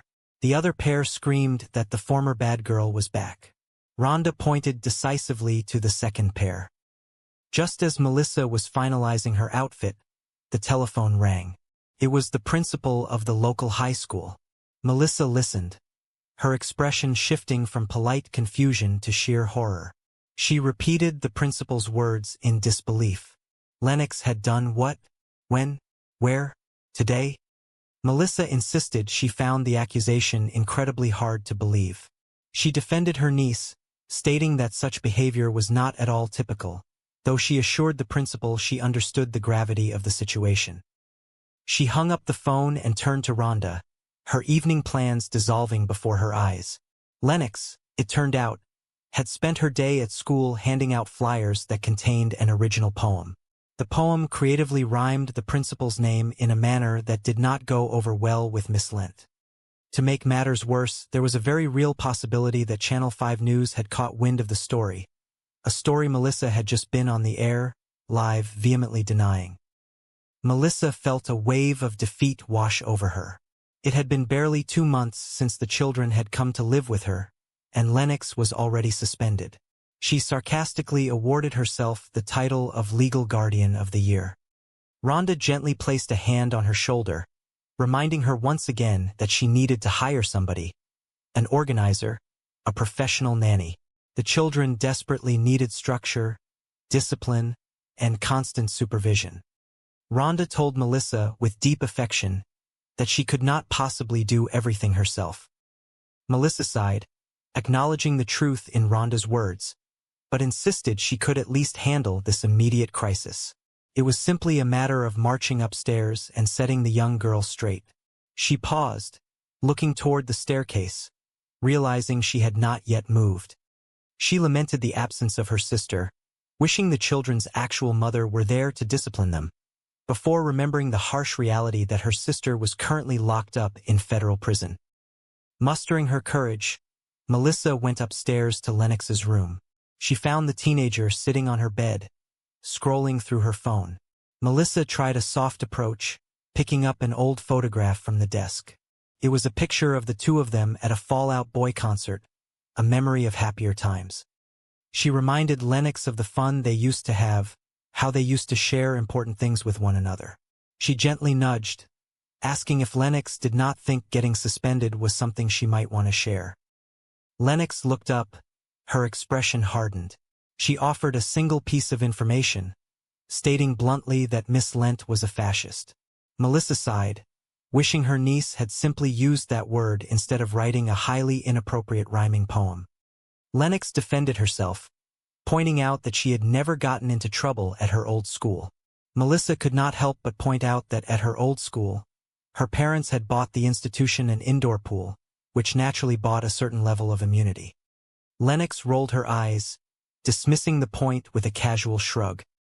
Melissa laid down the law. Miss Lent was expecting a formal apology. Melissa informed Lennox that they had a mandatory appointment in the principal's office at 3 o'clock the very next afternoon. She told Lennox she could not return to school until the conversation happened. Lennox stubbornly replied that she guessed she simply would not go back to school at all. Melissa, refusing to back down, stated firmly that education was the most important thing in the world and she would absolutely be returning. Before the argument could escalate, the doorbell rang. It was Griffin, Melissa's highly anticipated date. Melissa hurried downstairs, her heart heavy with the responsibilities she could no longer ignore. She opened the door to find Griffin looking handsome and smelling wonderful. He was excited for their evening, but Melissa had to deliver the bad news. She explained, her voice thick with genuine regret, that she had a niece in a deep crisis and simply could not go on the date. She wanted nothing more than to spend the evening with him, but her family had to come first. To soften the blow, and perhaps to satisfy her own longing, she leaned in and gave him a deep, passionate kiss, telling him that it would have to hold him over for a few weeks, or perhaps longer, given the unpredictable nature of her new life. Griffin, pleasantly surprised and slightly dazed, accepted the consolation prize. The next morning brought no relief. Rhonda arrived late, holding the necessary paperwork to hire a nanny from a professional agency.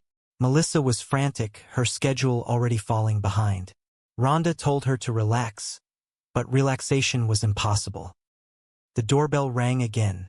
Melissa opened it to find Joseph Longo, the angry man from the city council meeting, standing on her porch. He announced that this was a happy visit. He had spent the previous night meticulously reviewing the city budget online. He proposed a thought, suggesting that the city hire him to manage the cash sitting stagnant in the general fund. He promised to double the rate of return, generating enough money to fund both the smaller class sizes and the extra garbage pickups, ensuring happiness for everyone. Melissa stared at him, impressed despite herself, but quickly dismissed the idea. She told him it sounded like a wonderful plan, and she would sign up immediately if he were not a complete lunatic. Joseph defended his sanity. He introduced himself formally.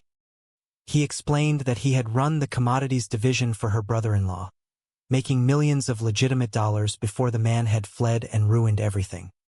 Melissa softened slightly, apologizing for his situation, but explained that there was a strict hiring freeze at City Hall. Joseph's bravado faded.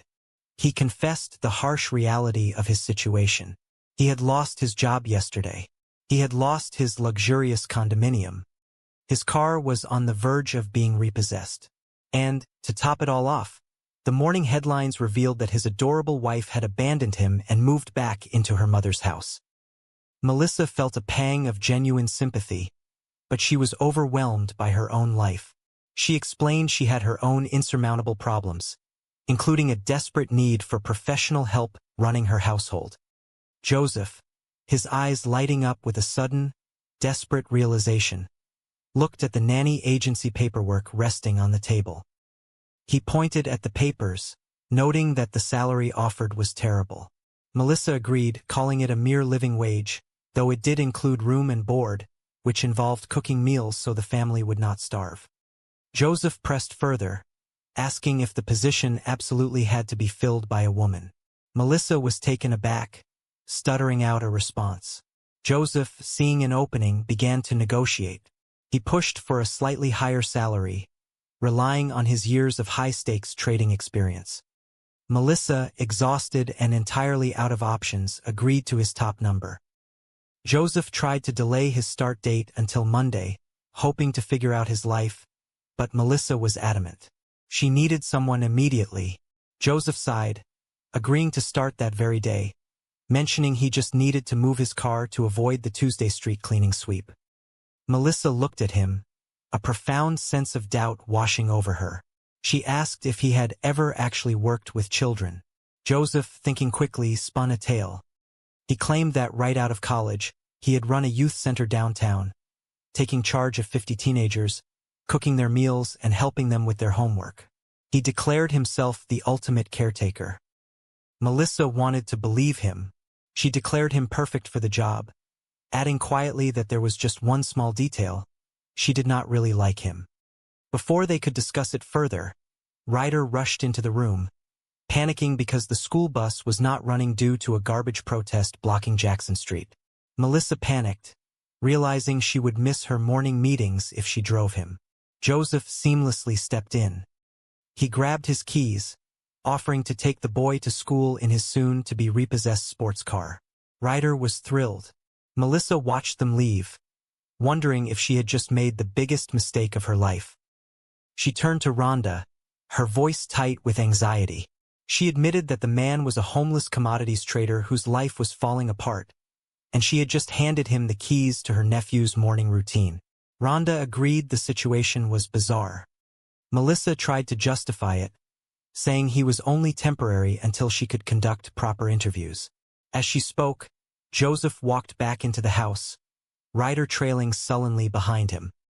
Melissa was stunned. She demanded to know why Ryder was home in the middle of the school day. Joseph calmly explained that while driving to school, Ryder casually mentioned he had not written his history paper. Joseph had immediately turned the car around, brought the boy home, and sent him upstairs to write the paper, declaring that Ryder would not leave his room until the assignment was completed. Melissa was flabbergasted. She argued that the standard procedure was to leave the child at school to face the consequences and get yelled at by the teachers. Joseph simply shrugged, stating he had never heard of those rules and preferred his own method. Melissa, recognizing a strange, effective logic in his actions, realized she needed his help more than ever.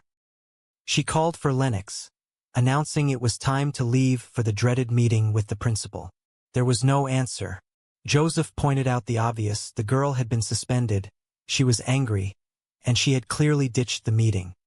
Melissa panicked, listing the 3 places Lennox usually went after school, and rushed out the door to search for her. Joseph, left alone in the quiet house, decided to do some searching of his own.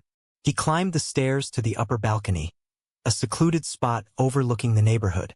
There, wrapped in a blanket and staring out at the trees, sat Lennox. He approached her slowly, his voice calm. He asked if this was where she came for her adolescent brooding. Lennox, defensive, asked if he was going to turn her in. Joseph sat down near her, stating that being an informant was not his style.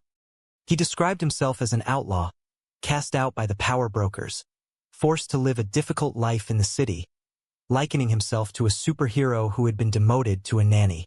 Lennox offered a small, appreciative smile at the comparison.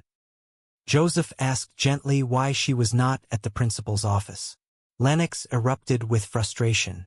She explained that terrible things happened at that school all the time. She recounted how Miss Lent had unfairly fired the beloved music teacher and completely eliminated the school band. Yet everyone was too terrified to speak up. She stated, her voice breaking slightly, that she was entirely tired of life being unfair. She wished, just for once, that things could be fair. Joseph listened patiently. He validated her feelings, telling her he would be incredibly upset too if his mother and father had completely bailed on him. Lennox bristled, insisting they were talking about the principal, not her parents, and telling Joseph he knew absolutely nothing about her. Joseph agreed. He admitted he did not know her, but, he added softly, what he really did not understand was why she was taking all of her profound anger and deep hurt out on her aunt. He acknowledged that Melissa could be chaotic and stressed at all times, but he posed a serious question.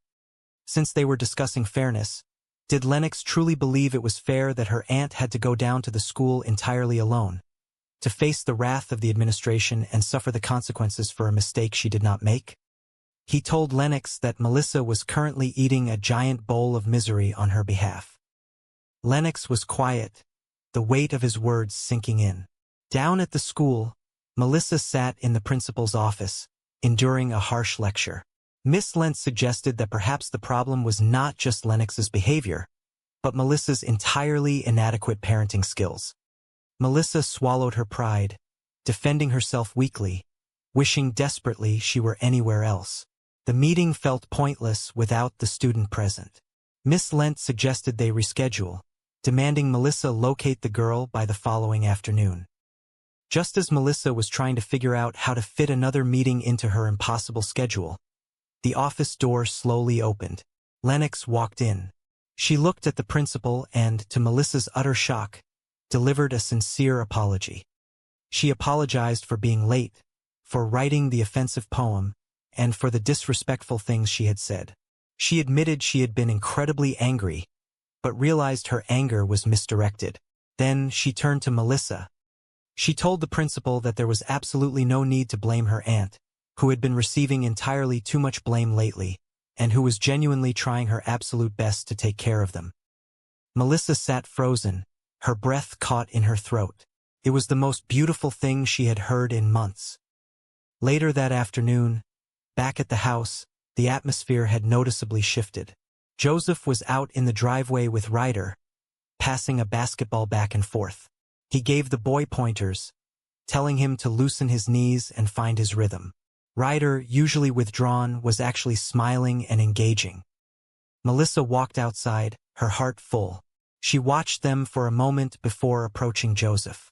She wanted to thank him, acknowledging the incredible amount of hardship he had been going through, losing his wife, going entirely broke, and losing his car and his home.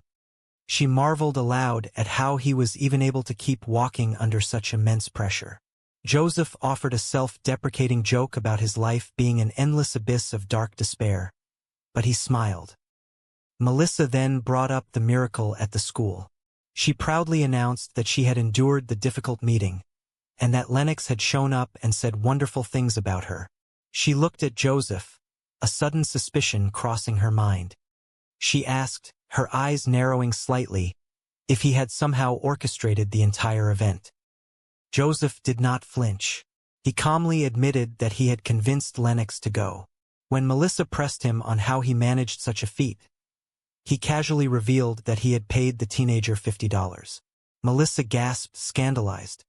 She called it a bribe, declaring it not only morally wrong but a horrific example of terrible parenting. Joseph simply countered that neither of them were actually parents, so traditional rules did not necessarily apply. Ryder, overhearing the transaction, immediately asked if he could also have $50. Joseph firmly said no. Melissa paced the driveway, struggling to process the unorthodox methods. She questioned Joseph's entire background, specifically asking about the youth center he claimed to have run right out of college. Joseph, without a hint of shame, admitted that there had never been a youth center. He had completely fabricated the story to get the job. Melissa stopped pacing. She looked at the man standing before her. He lied, he bribed teenagers, and he broke every conventional rule of childcare. She asked him, half in awe and half in exasperation, if there was anything in the world he would not do. He quickly replied that he absolutely refused to clean windows. Joseph turned to her, his expression turning serious. He explained that he was simply trying to help her out. He acknowledged that he played things fast and loose, but pointed out the undeniable results. Lennox had apologized to the principal, the crisis was averted, and most importantly, Lennox had said genuinely kind things about Melissa, right to her face. He noted that it was the very first time such a thing had happened since the children had moved in. Melissa could not deny it. The moment in the office had taken her breath away.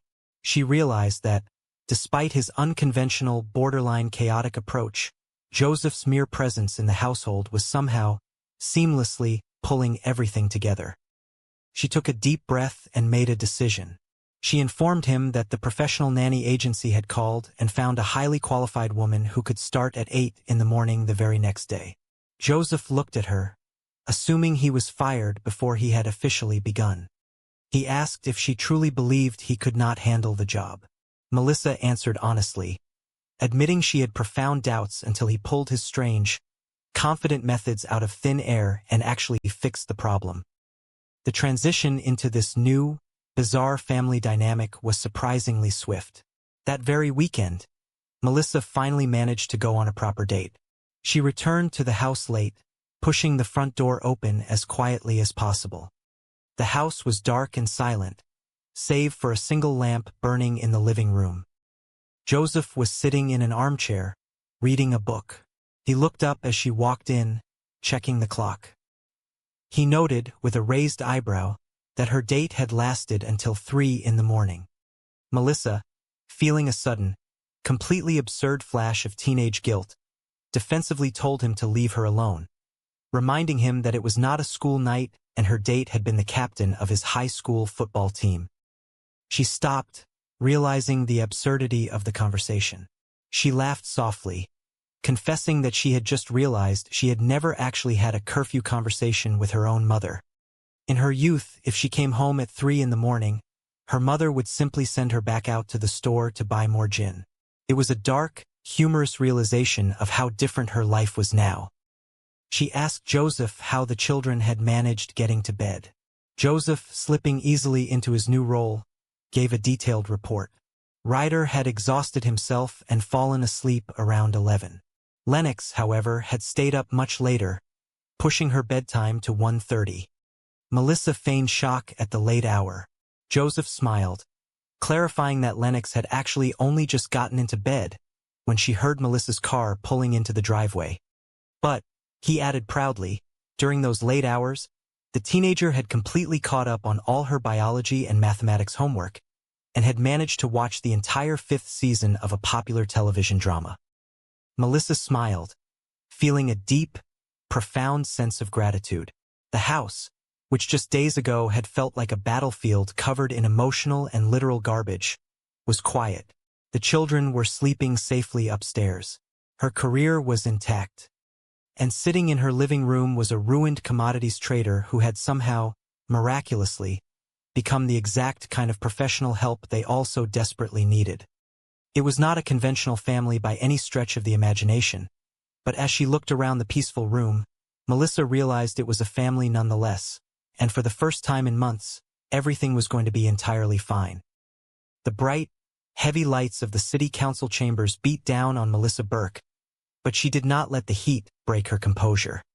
The room was packed, buzzing with the restless energy of a live audience, a cross-section of the city that had come to voice their myriad complaints, hopes, and frustrations. Melissa stood at the grand oak podium, adjusting the microphone with a practiced, elegant hand. She wore a tailored suit that spoke of professional authority, yet there was an undeniable warmth in her expression, a sparkling vitality that made her the focal point of the room. From the wings, her loyal aide Rhonda watched with an approving nod. Rhonda leaned against the heavy velvet curtains, a satisfied smile playing on her lips. In a quiet whisper meant only for the universe to hear, Rhonda murmured her admiration. Melissa was a public servant by day, fighting the good fight in the labyrinth of local government, but she possessed a vibrant, undeniable charm that radiated even under the harshest fluorescent lights. Melissa knew she had to bring the heat, the passion, and the drive during the day, or absolutely nobody would get anything done in this town. Melissa cleared her throat, her voice ringing out clear and steady across the auditorium. "The council story is up next," she announced, her tone leaving no room for argument. "From now on, we are capping elementary school class sizes at 22 students."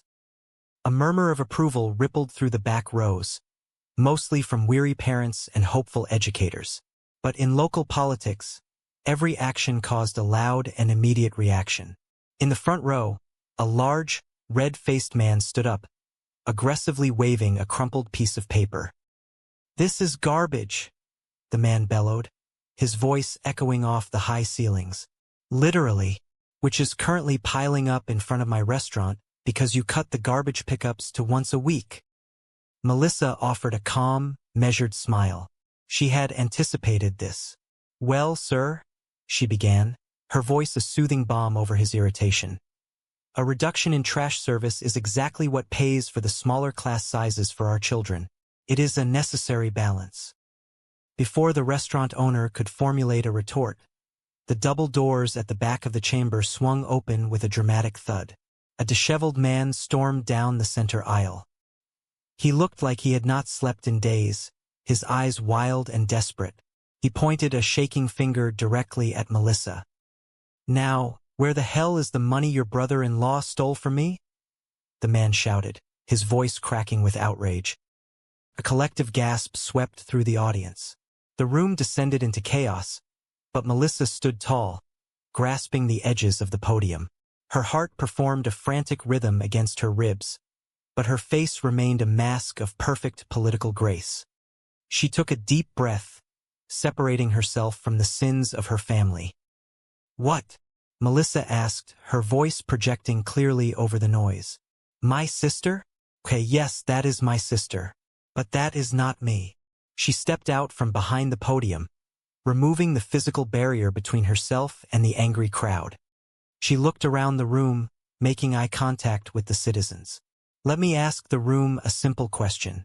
Does anybody here have a relative they are not exactly proud of?" Silence fell over the chamber. Slowly, tentatively, hands began to rise. First one in the back, then an elderly woman in the third row, until nearly half the room had a hand in the air. "See," Melissa smiled softly. "It is not just me." Later, in the quiet sanctuary of the backstage hallway, Melissa slumped against the cool plaster wall, finally allowing herself to exhale. Rhonda approached, handing her a bottle of water. "At least he was cute," Rhonda offered, trying to lighten the mood.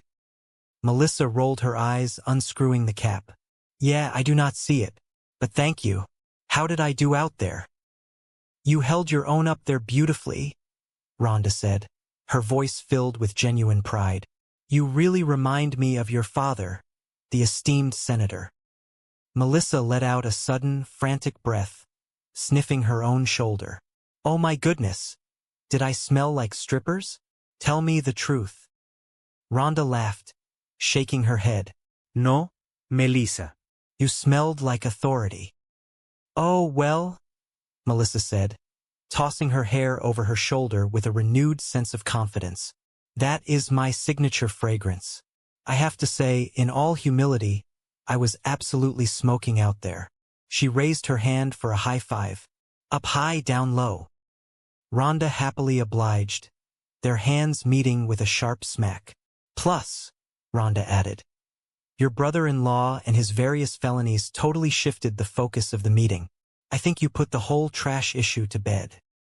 But the trash issue was far from over, as Melissa discovered the moment she pulled her car into the driveway of her beautiful suburban home.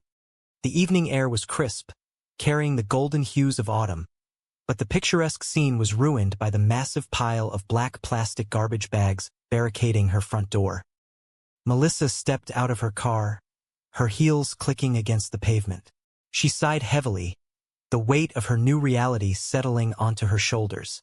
She was a single, independent woman who had suddenly become the legal guardian of her teenage niece and nephew. She carefully navigated the labyrinth of trash bags and pushed open the front door. The house was quiet, save for the sound of the television murmuring in the living room.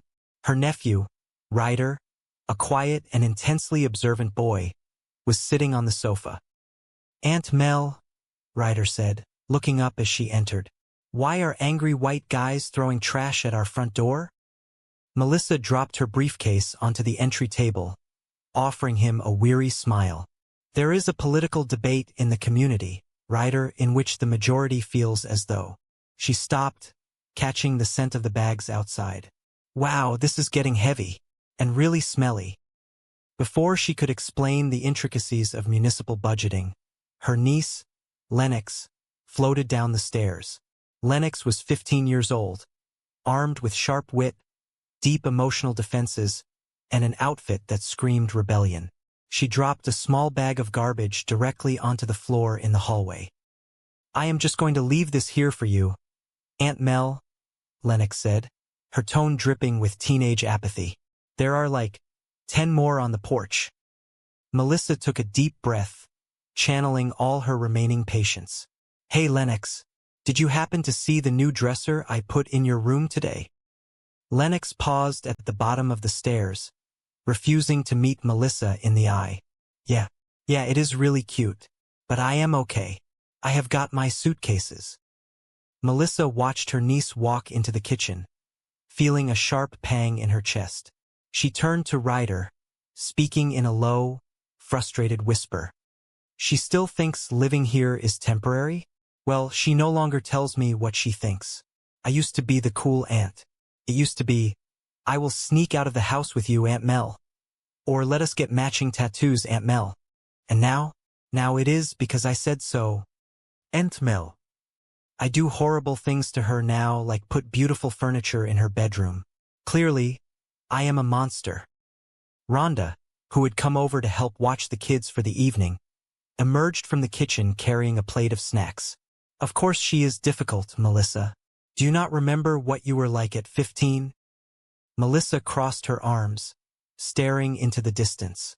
Not very clearly. I did a lot of drinking then. She shook her head, snapping back to the present. Anyway, I am going out tonight. Rhonda is staying with you guys if you need absolutely anything. Rhonda smiled at Ryder. Your basketball coach says you need a better jump shot. You got one of those hoops in the driveway. Ryder looked at her, mildly surprised. Yes, Rhonda joked lightly. We Asian women are all about the hoops. She turned her attention to the house rules. So, if you have got any homework, do it. And beyond that, just be good and do not. She trailed off, glancing at Melissa for guidance. Torch the place, Melissa finished firmly, pointing a finger at Ryder. Yes, Rhonda agreed. Do not torch the place. Ryder looked defensive, sinking lower into the sofa cushions. It was one little single alarm fire. At his old house, Melissa explained to Rhonda, her voice hushed. The week his father ran off. The poor kid was angry, so he just stacked 20 of his father's most expensive suits on the driveway, added some top-shelf cognac, and lit them all up. In a way, Rhonda whispered back, we all need to let things out every now and then. No, we do not, Melissa insisted, her eyes wide with panic. The urge to set things on fire is something we repress.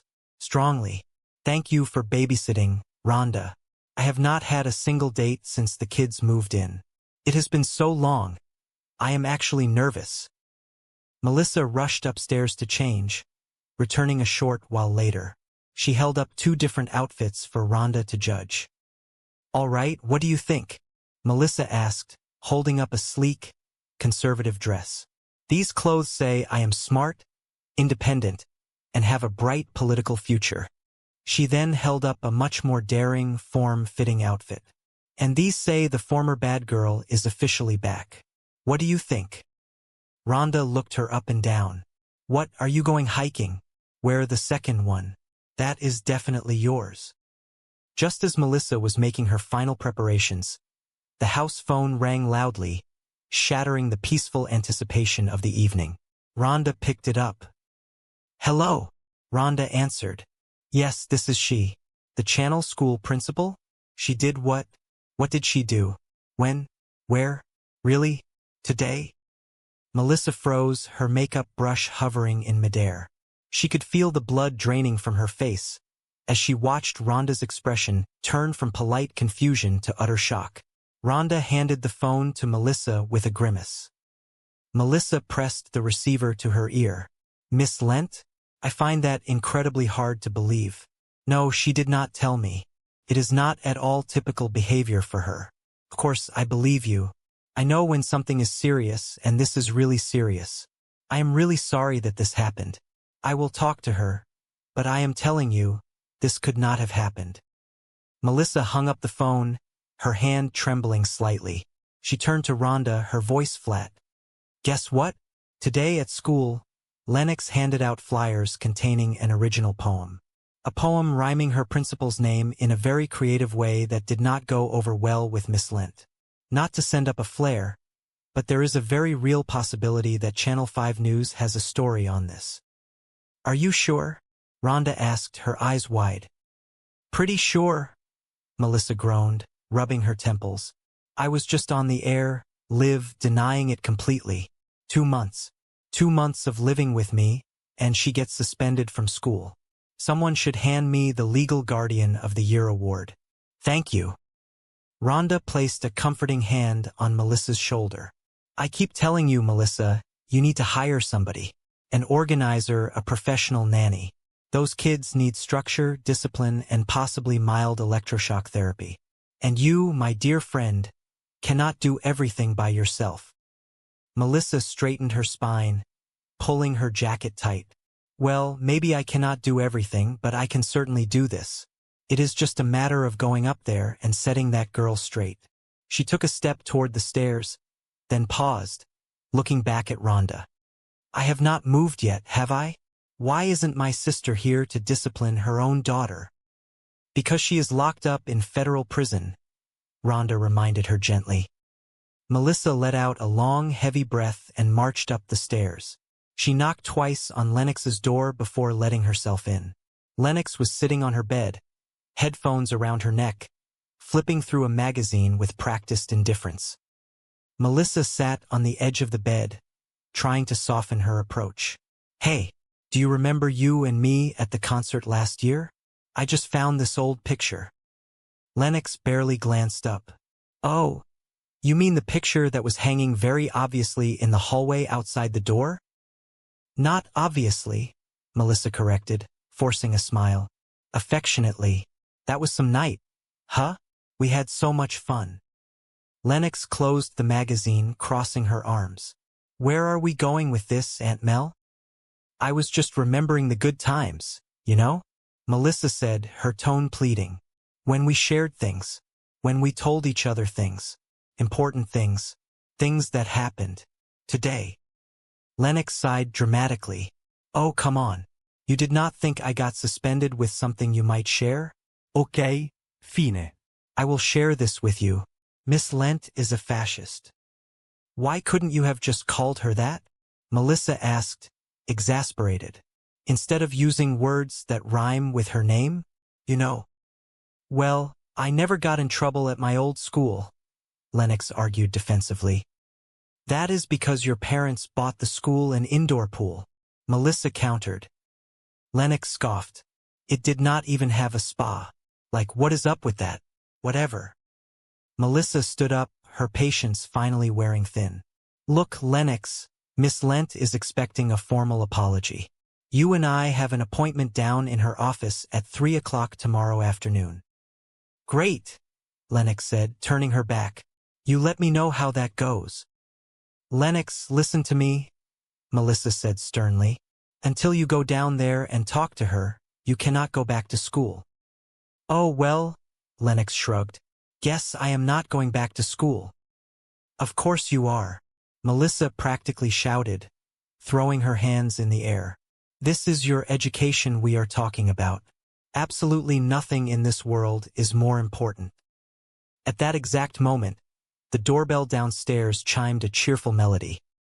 Melissa froze, her anger instantly replaced by panic. Oh, that is my date. Oh, I have so much more to say to you. You just stay right there. I will be back. Stay. Melissa dashed out of the room and hurried down the stairs, smoothing her dress and running a hand through her hair. She threw open the front door, expecting to see Griffin, her handsome date for the evening. Instead, she was met with a very different sight. Standing on her porch was a man she had seen only once before, briefly, during the chaotic city council meeting. He was the angry man who had demanded his money back. He looked even worse up close. He was bald, dressed in a sharp but rumpled suit, and had the exhausted posture of a man who had lost everything. "Oh, gross," Melissa muttered under her breath, her disappointment palpable. "I was expecting my date." The man held up his hands defensively. "I will be quick. I was a jackass down at City Hall yesterday. I never should have crashed your meeting asking where your brother-in-law was. That was entirely wrong. And I just wanted to come here, look you in the eye, and say that I am genuinely sorry." Melissa studied him for a moment. "Bolivia," she shouted suddenly. The man flinched, his shoulders jumping up toward his ears. "Louis is in Bolivia, isn't he?" Melissa pressed. "You just flinched." "I flinched because you shouted Bolivia at me," the man argued, rubbing his neck. "Okay, people in Bolivia flinched from that shout. Look, I do not know where the hell he is. Now, please, get lost and leave me alone." Just as the man turned to leave, another figure stepped onto the porch. It was Griffin. He was tall, impeccably dressed, and carried a bouquet of flowers. He looked like the answer to Melissa's prayers, a beacon of normal, romantic adult life. "Hi, Griffin," Melissa said, her voice softening instantly. "Hey, do you not look incredibly nice? And you smell so handsome." Griffin smiled warmly, but his eyes darted to the other man on the porch. "Who is this guy?" "Oh, no guy." Melissa waved her hand dismissively. "I am a—" "Look, Griffin, I know you have waited a really long time for this date, and believe me, so have I. I mean, look at you. You look great." She sighed, the reality of her life crashing down on her. "Look, I have a niece who is currently in a massive crisis upstairs, and I really, really want to go on this date with you, but, I have to stay here and spend some time with her. I so want to be spending time with you, but, man, you smell great." Griffin's face fell, disappointment washing over his handsome features. "Look, Melissa, I was really excited about tonight."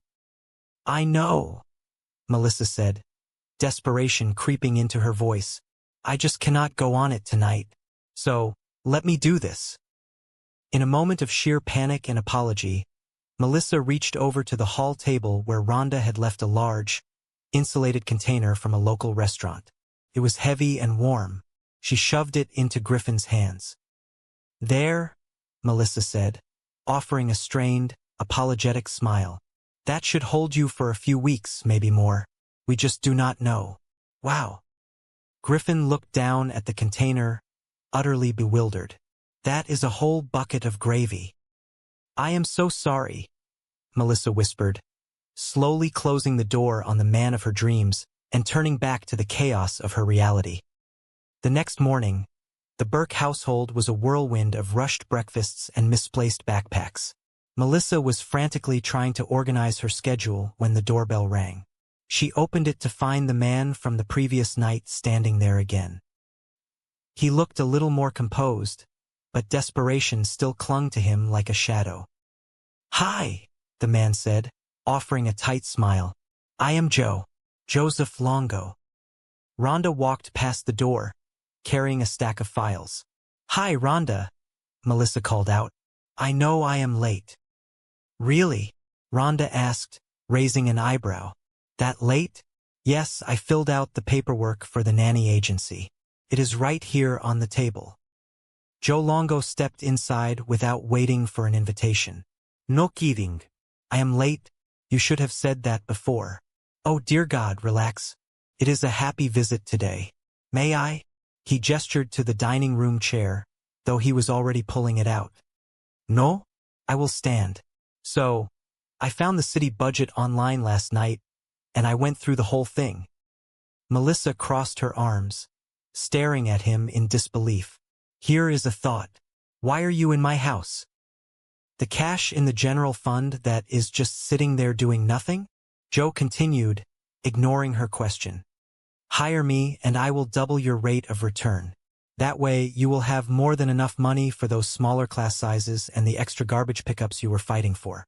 And pie for everyone. How does that sound? Melissa sighed, pinching the bridge of her nose. That sounds like a genuinely great plan, Mr. Longo, and I would sign up immediately if you were not a complete lunatic. Joe stood up straighter, his pride wounded. Joseph Longo is not a lunatic.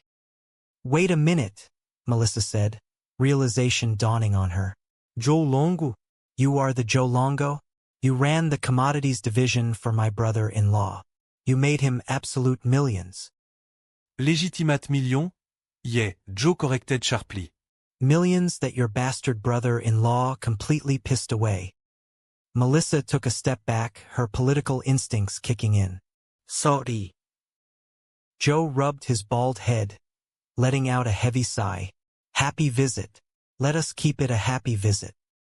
Yeah, you went all Bolivia there for a minute, Melissa observed dryly. Yeah, Joe agreed, his shoulders slumping. So, what do you think? Maybe you could get me a job working downtown at City Hall. There is a strict hiring freeze right now, Melissa explained, her tone softening slightly with genuine sympathy. I am really sorry that you lost your job. Yeah, well, that is old news, Joe chuckled bitterly. Yesterday, I lost my condo. Melissa grimaced. Yeah, well, I really need to get going. And now they are about to repossess my car, Joe added, the hits just keeping coming. Oh, but here is the morning's really big headline. The beautiful, adorable Mrs. Longo has completely decamped and moved back to her mother's house. He looked out the window at his gleaming sports car. Oh God, I am really going to miss that car. Melissa felt a twinge of pity, but she was overwhelmed by her own immediate crises. How can I put this nicely, Joe? I have got my own massive problems right now. Joe looked at her, his desperation finally showing through the bravado. So you are not going to help me? I am a citizen. Do you not represent my district? Do you currently live in my district? Melissa asked skeptically. Now that I am effectively living in my car, which is parked on your street, yeah. Ido. Melissa leaned against the table, studying the strange, broken man who had suddenly invaded her life. Look, Joe, I have got back-to-back meetings all day. I have a literal trash revolt happening on my front lawn. I have a teenage kid teetering on the brink of disaster, and I am in desperate, immediate need of professional help. For the household, not for me. Joe's eyes darted to the paperwork from the nanny agency sitting on the table. He picked it up, scanning the numbers.